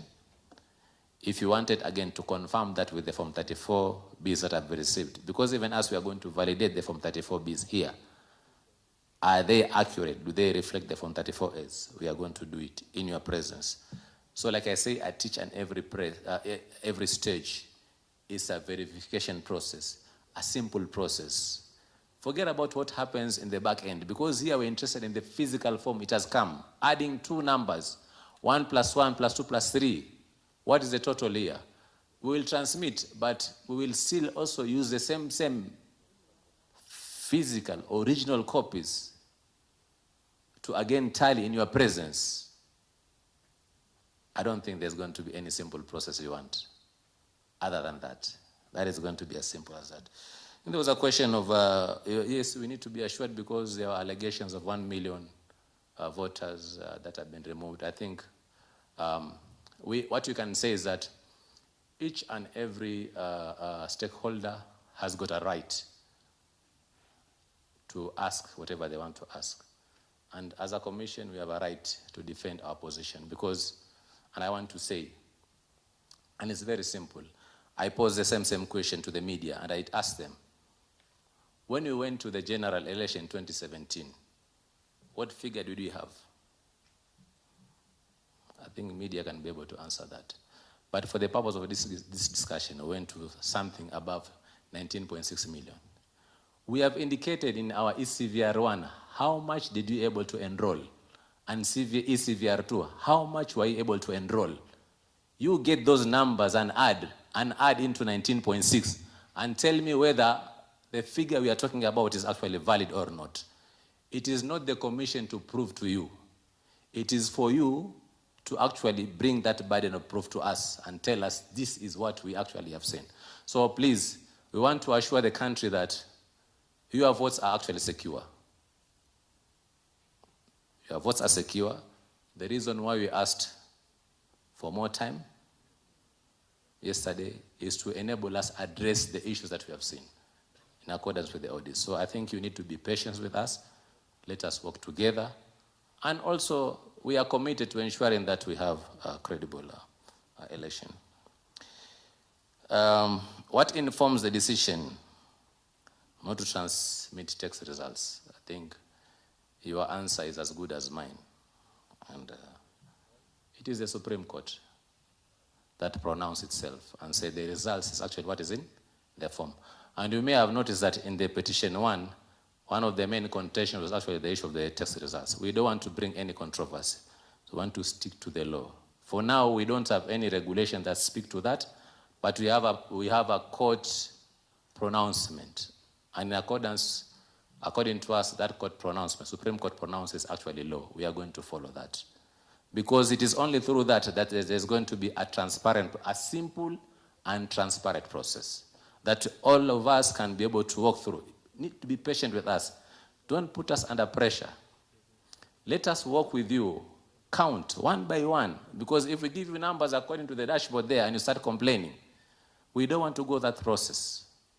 We want to be as fair, as simple, and as accountable as possible.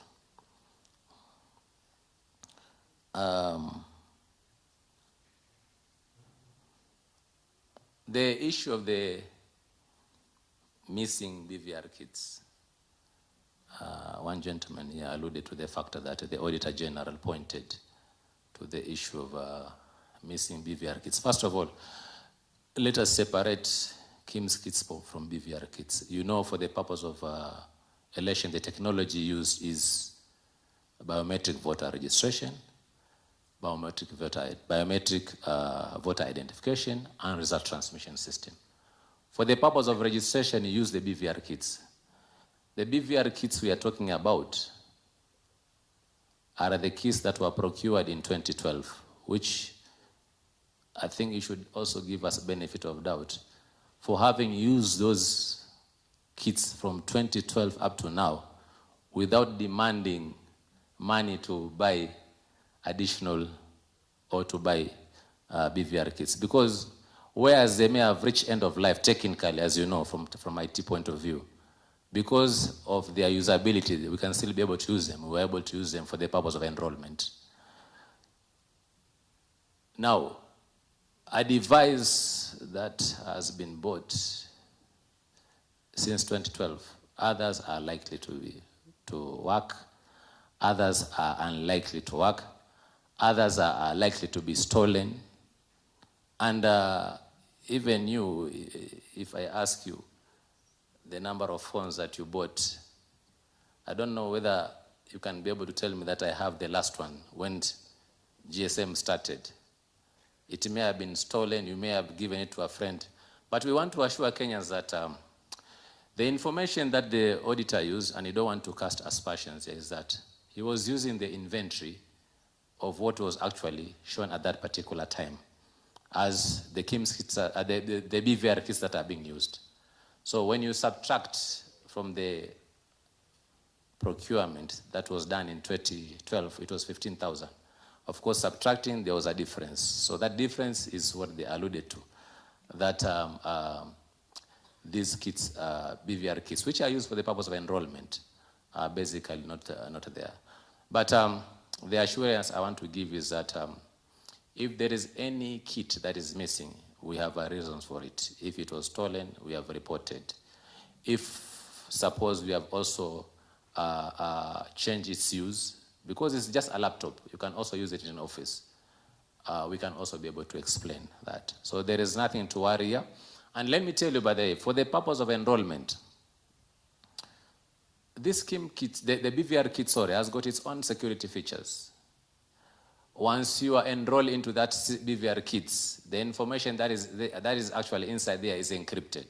And now you are actually knowledgeable about encryption. for information that is inside there to be used, you must decrypt it.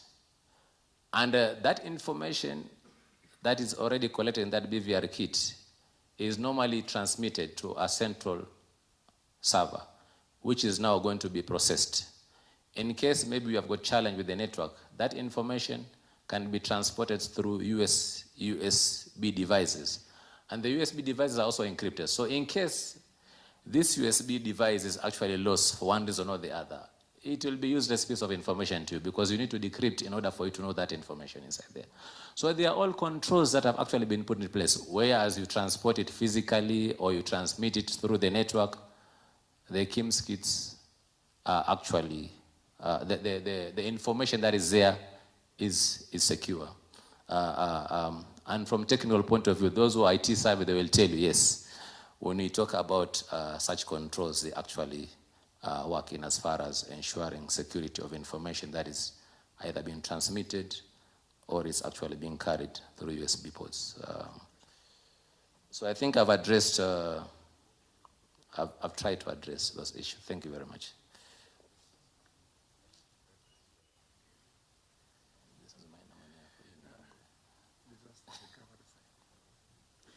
Now, there was one outstanding question.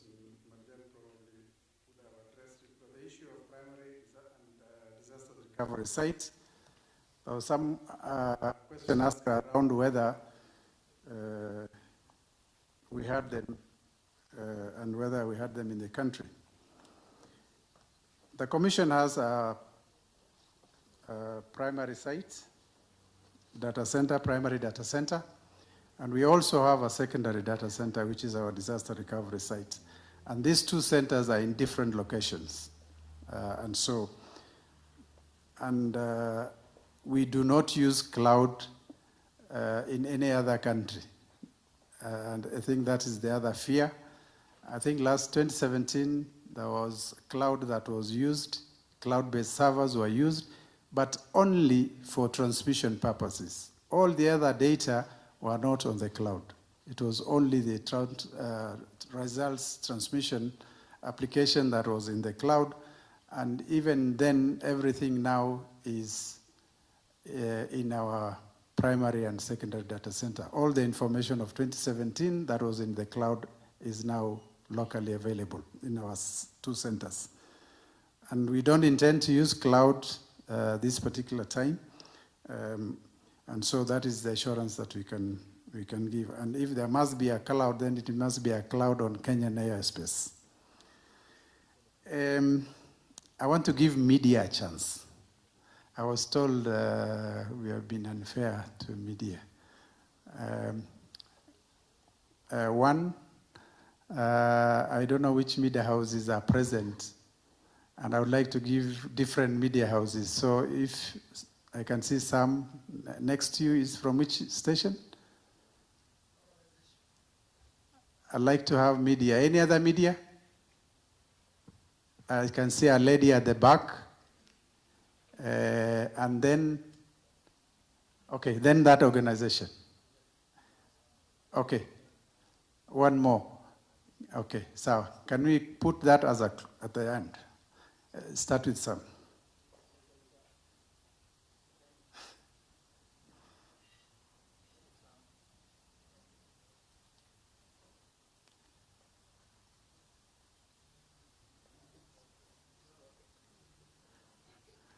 They have cut you out. Finya hiyo kitu.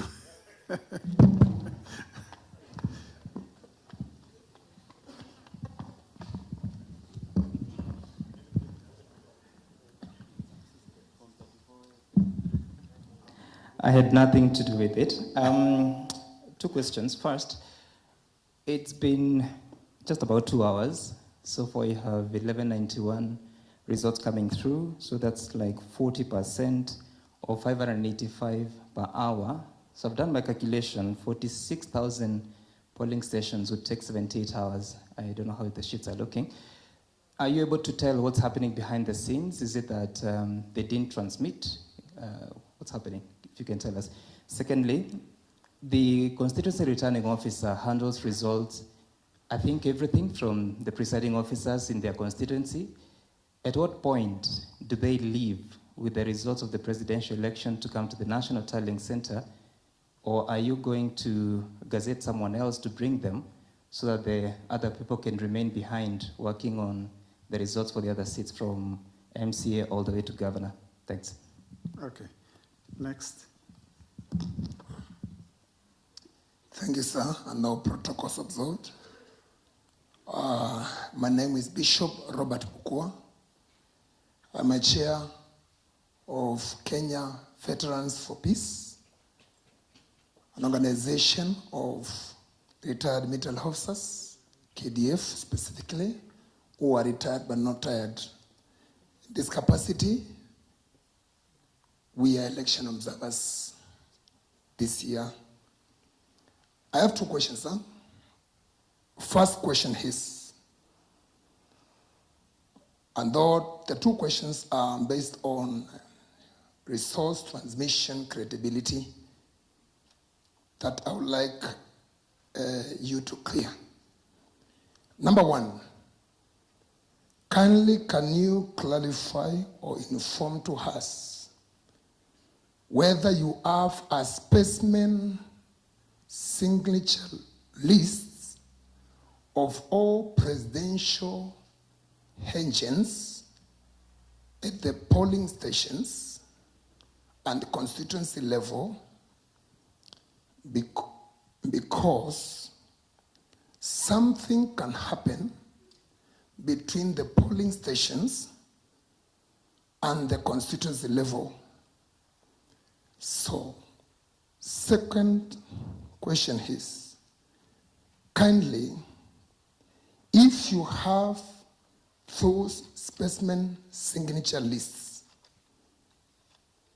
do you have forensic signature experts that you can verify at National Tallying Center that these signatures in Form 34A verified at the polling station are the same people who are in the specimen signature list, and the signatures of the presidential agents at the constituency level who signed together with the returning officers and presiding officers are authentic. This is because even in civilized democracies, that is where the rubber meets the road. And that is what is killing both uncivilized and civilized democracy. Thank you. Thank you, sir. Asante. The lady at the back.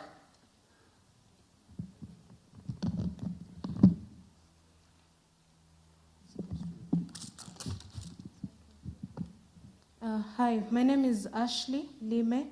I'm a journalist from the BBC, British Broadcasting Corporation. My question is very simple. What is the process for media houses to get access to the system that's going to be relaying the results? Thank you. There is somebody here.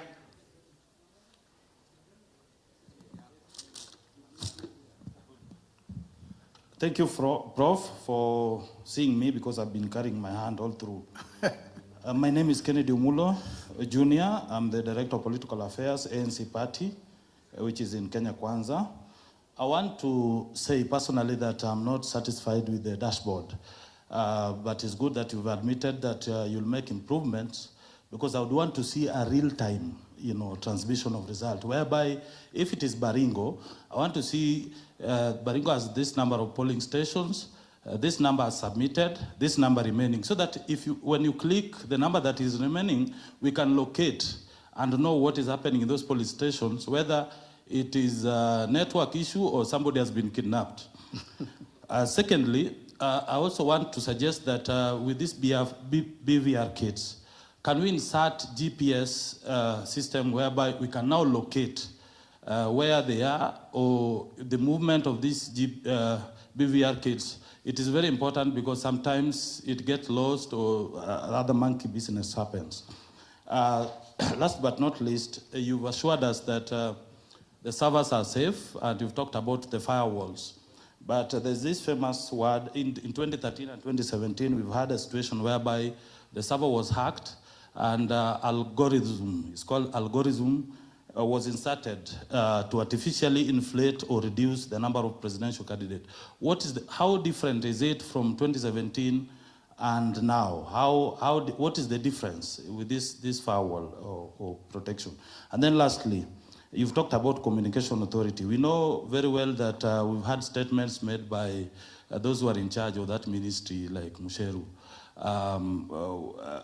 Apart from the 3Gs or 4Gs you're working, because we know the government might even jam the internet instead of, they will not switch off, but they can jam the internet. You've talked about a virtual private channel, which is unscripted. How sure are we, or are you going to provide codes with the presidential candidates so that they can monitor how the results are being transmitted without, in any case, there is internet jamming? Thank you. Okay, asante sana. Haya, if it's a lady, I will allow. Is it the lady or it's the gentleman? Haya, endelea.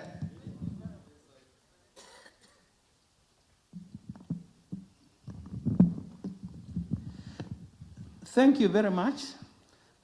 You did say at some point that we can also follow the results from the IEBC portal.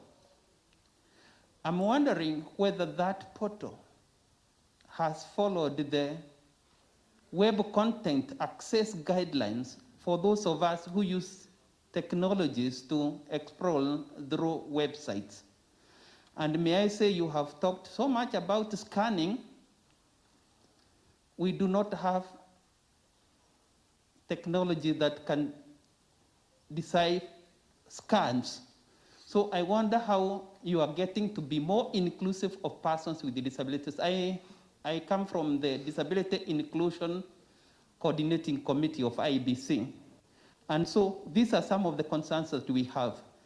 And we also have the standards that have been established by Kenya through the Kenya Bureau of Standards on how websites should be developed so that they can be accessible. I'm wondering whether the portal has followed these standards. Thank you. Okay, asante. Again, I'll turn back to my colleagues. Marjan and Mike. You better come here, Bolo. Wapi Mike na Marjan? Kujeni. Nana na Mike hayupo. Marjan, you can start off.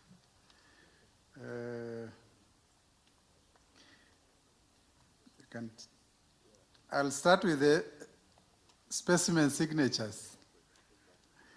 We were asked whether we keep specimen signatures of all presidential agents, and whether upon sending the documents from either the presiding officers or at the constituency, the Form B, and they arrive here, whether we have forensic experts to authenticate the signatures, whether they are the same as at the polling station or at the constituency tally center.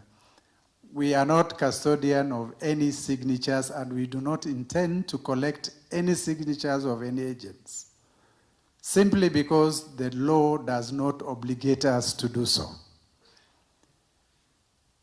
The agents are allowed by law, once the tallying has been done and the form has been filled based on the counts at the polling station, our officers will sign the PO, DPO, and they will invite the agents present to also sign. And since this is going to be a public document, if there will be any other signature on a form purportedly from that polling station, then whoever signed originally can lay a claim that the form that has been received or deposited in the web portal is not the form I signed. So for us, we will not be having those signatures, and since the original forms will be arriving at the headquarters or at the National Tally Center, then we will rely on them as the original signatures of the agents, as authenticated by the presence of our officers' signatures as well on the same form.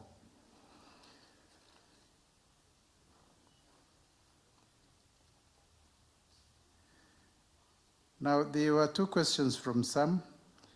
They say it takes 2 hours to process 1,191. Of course, the speed at which we are processing is dependent on the connectivity speed as well. And as a commission, we do not have our own connectivity. We rely on the national connectivity and the service providers we use. And therefore, we will be at the sympathy of the available connectivity for us to process the results. I hear we are now in 5G. I don't know how much of Kenya has 5G. So we will rely on what we have in order to process the documents from the field to the National Tally Center. Again, because the law gives us 7 days, we are not really worried about the time. We will have all the time to receive all the documents so that we process the results accurately and declare them. Now, there's a question asked about constituency RO, when will they bring results of presidential results, and yet they are declaring other candidates. I think in 2017, this was not an issue in the first general, in the 8th general election, August general election, because they were not required to troop into the National Tally Center. But in the repeat, they were able, but the repeat, they were not declaring other candidates. It was just one candidate. And this time, each constituency, in addition to the constituency returning officer, has 2 deputy returning officers. So there will be sharing of workload amongst the 3 officers to enable the returning officer to quickly dash and bring over the results. So they will readjust their times and work allocations so that at least the results are quickly brought to the headquarters. And that is why we have 2 deputy returning officers working with the returning officer.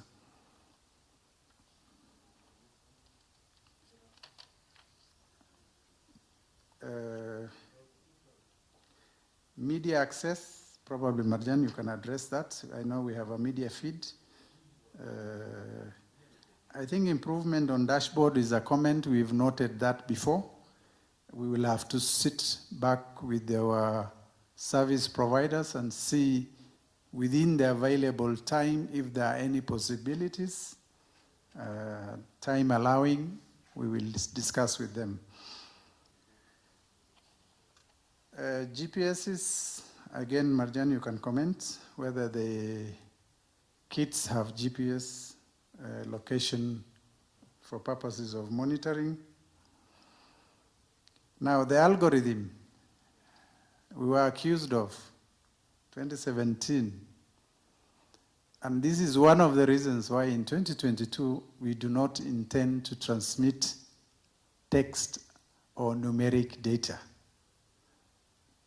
Precisely because we do not want anyone to accuse us of algorithmic tallying or anything like that. Let the image come, we receive the image here, they will have transmitted the image up front from the polling station, they will be received at the National Tally Center, we will have downloaded them, and when the original Form A forms reach the constituency Tally Center RO, the PO will deliver the original to the constituency RO. He will use the original to compile or to collect and create the Form B, which is the results for all the candidates for that particular constituency. He will also transmit securely that Form B to us, which we will also be able to download upfront. And then the returning officer will bring the original A's and the original B. And as they come here, we do a verification of the A's vis-a-vis the transmissions done, and we will also check the B's vis-a-vis the A's. And that is why we are saying we will take all the time we require. Statutorily, we are given 7 days to ensure this is done diligently before the National Returning Officer is given the results to announce. So that is the issue of algorithm.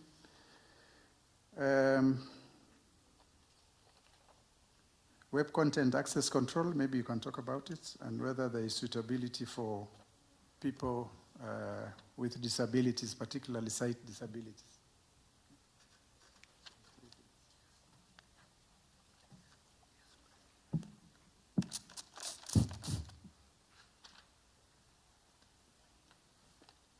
Thank you very much once again for those questions. So I've been asked to address about 3 questions. One of them was the issue of process of media getting access to the results. As explained before, we are going to provide application programming interface whereby you can now be able to connect yourself and access the information that is streaming into our backend. Of course, we will not give you direct access to our server. We have to have a different one for you to be able to access, more or less like such a virtual machine, which will now enable you now to access the results securely, so that we protect our server that hosts the results that have come from the field. For you to do that, I think you will need to make an application if you want to be allowed to access that. We don't want to, for you to access, if anyone wants to access the results, you can go through the public portal, web portal. But for special needs like those of stakeholders, you will now have to apply for you to be given access to that API or application programming interface. Can we know the location of, and you used BVR. Maybe I think we should also use this session as voter education. Because for the purpose of the election, we don't use BVR. BVR work is now complete. BVR is only used to register voters or to enroll voters. For the purpose of elections, we don't use BVR kits. We use KIMS kits. And these KIMS kits, they have got unique identifier. And through device management system, we can be able to know their location and where they are. So the answer to your question is yes, we will be able to know where they are. So as long as they have their SIM cards in, we can be able to poll the devices and know where those devices are. There was the issue of the jamming of the network and the issue of the virtual private network. Now, what you need to understand is when you talk about virtual private network, we are talking about another layered network on the existing network. Suppose we have the wireless network being provided by MNOs. Then on top of that, you have a virtual, which is logical. It's not physical, it's basically logical. For the purpose of securing packets or data being transmitted in those channels securely. So the information that is going to be transmitted is going to be encrypted, as well as that logical channel that has been created on the existing channel is also going to be secured. And when we talk that way, then you know that We are talking about existing of the public network. And Prof has already explained that we do not control the public network. Ours is to use the infrastructure that has been provided. But practically, you know that not all polling stations are going to transmit at the same time. And like now, we gave them a go, and they started transmitting at the same time. If you transmit at the same time, there's going to be possibility of course, delays, like I explained, through switching of information from one router to another, from one network to other, and that is basically public network. Public network is made up of several networks put together. This information is going to be routed through several channels until it reaches a destination. We are not in control of that. Because, like I said also before, that you are also going to use the same network for the purpose of accessing your information, for the purpose of talking to your friends, talking to your families. You are going to use the same network, which you are also going to use for the purpose of resource transmission. What we are saying here is that for the purpose of security, we are assuring you that any packet of information, and that is the results form, is going to be, first of all, that form is going to be encrypted, and two, the channel in which it's going to be transmitted is going to be secured also, because we are using virtual private network. And once they arrive at the destination, then everybody can be able to access the same. In as far as issues of portal following, web portal and accessibility, yes, the portal is going to be accessed by everyone. We are not going to put any access rights for you to access the portal. It's public information, but it's only read-only. You cannot be able to make any changes. You only access for you to see what is there. And therefore, anybody who can be able to access that will be able to access the information. Now, unfortunately, if you are incapacitated, you belong to that SIG whereby you are incapacitated, you cannot be able to see, or what you may need to have assistance of somebody to allow you to access the information that is there. And I don't think there's a website that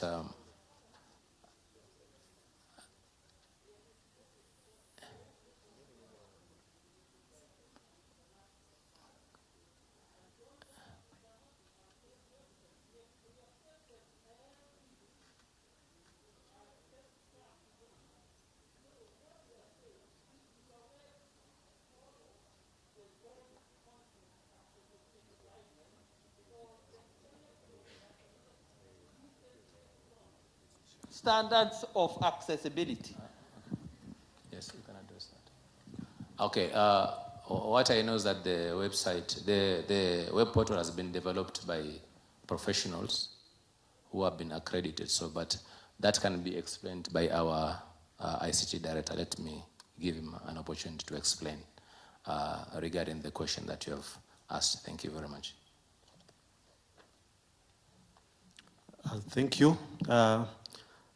I think we'll be able to work with the Association of People Living with a Disability from this point onward to work ways in which they will be able to access. There are technologies now available on common browsers, and I think we'll have an engagement with all the associations so that we work this. There are ways to make sure people living with disability can access the same information. And I know this particular website is able to be accessed the same way. Thank you.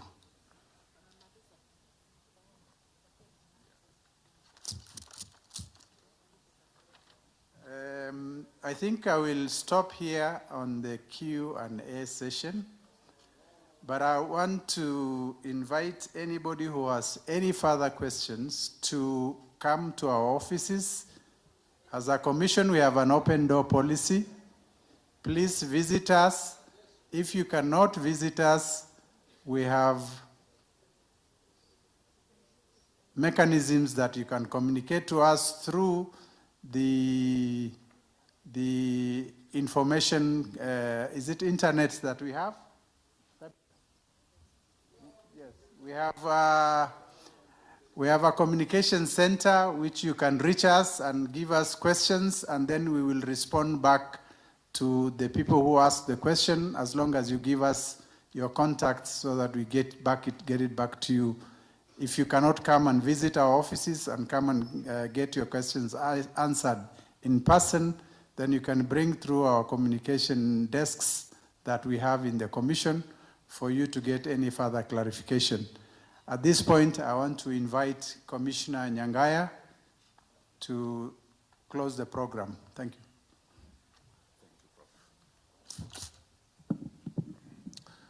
Ladies and gentlemen, I want to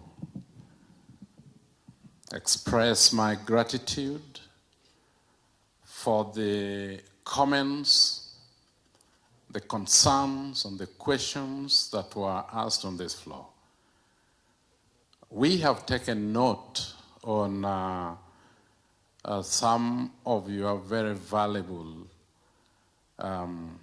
comments and concerns, and we will definitely address them as much as we can. And before I adjourn this assembly, I want to reiterate the question that had been asked by, I think, one of the political party representatives on whether we are going to have a physical register. I will let you know that we will not have a physical register at the station. We will only use the information that was given to us by a voter during registration. If that voter does not exist as a registered voter through our machines, that individual will not vote. I think this is something that we need to agree on, because that is making the process credible. This conversation has not ended. We just want to adjourn for this evening. But we can continue to engage as much as we can on these issues that you feel strongly about. Somebody said that the election is about life and death. To us, the elections must produce credibility, fairness, and also simplicity in handling it. So we don't want anybody to die or anybody to kill another person based on elections. But as a commission, we are a facilitative commission. So we will invite you and receive you in our offices or anywhere else when you have important matters on election to discuss with us. I therefore want to thank you again for being here and for adding value to the process that we were undertaking today. Some of you will go with disappointments. I assure you it will be a much better process on the election day because we learn from this process. Thank you, ladies and gentlemen. And you do know that we have a stakeholders meeting that is being organized on the 17th of this month. I look forward to engaging with you as well. Have a very good night. Thank you very much.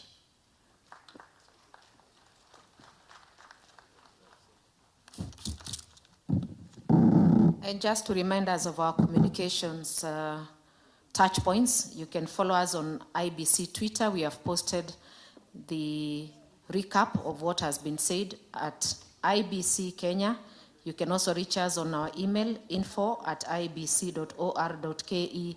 You can reach us also on all our IBC offices across the country. We have 337 offices across the country.